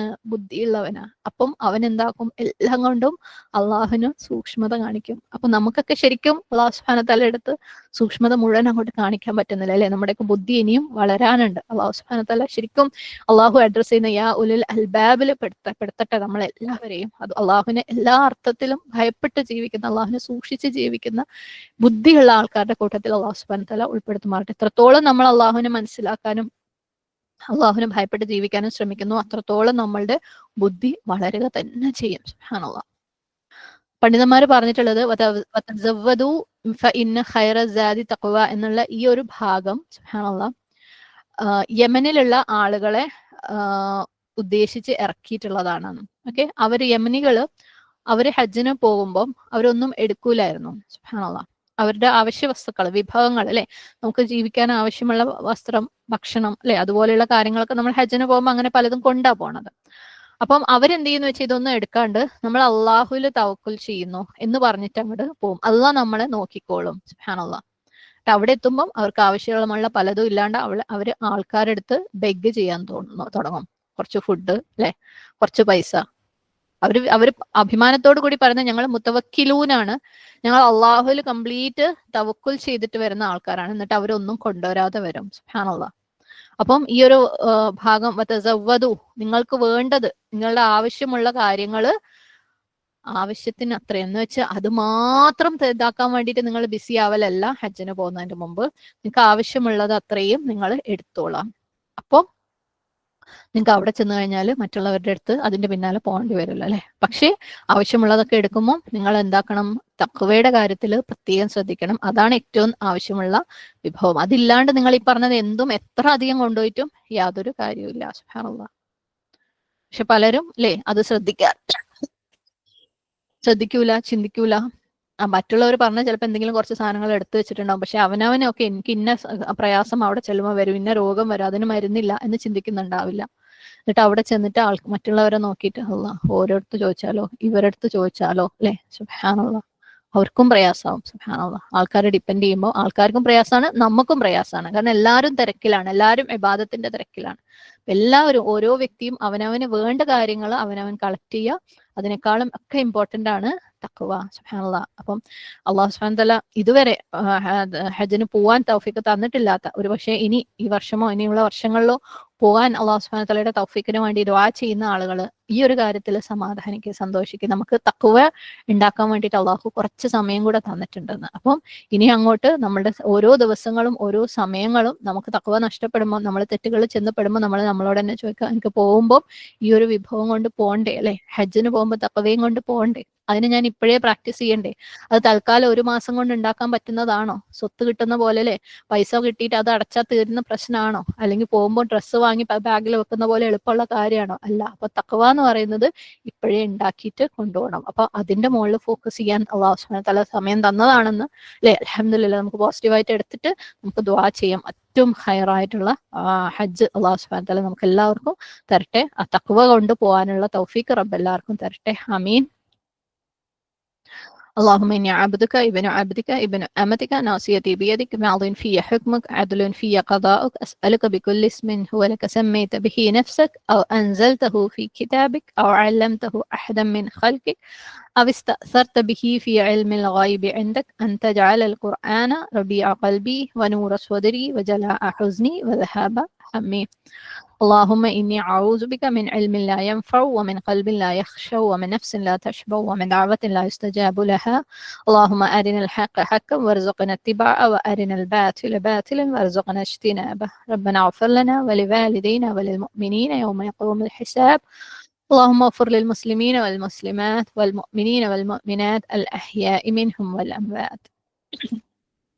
ربنا هب لنا من أزواجنا وذرياتنا قرة أعين واجعلنا للمتقين إماما.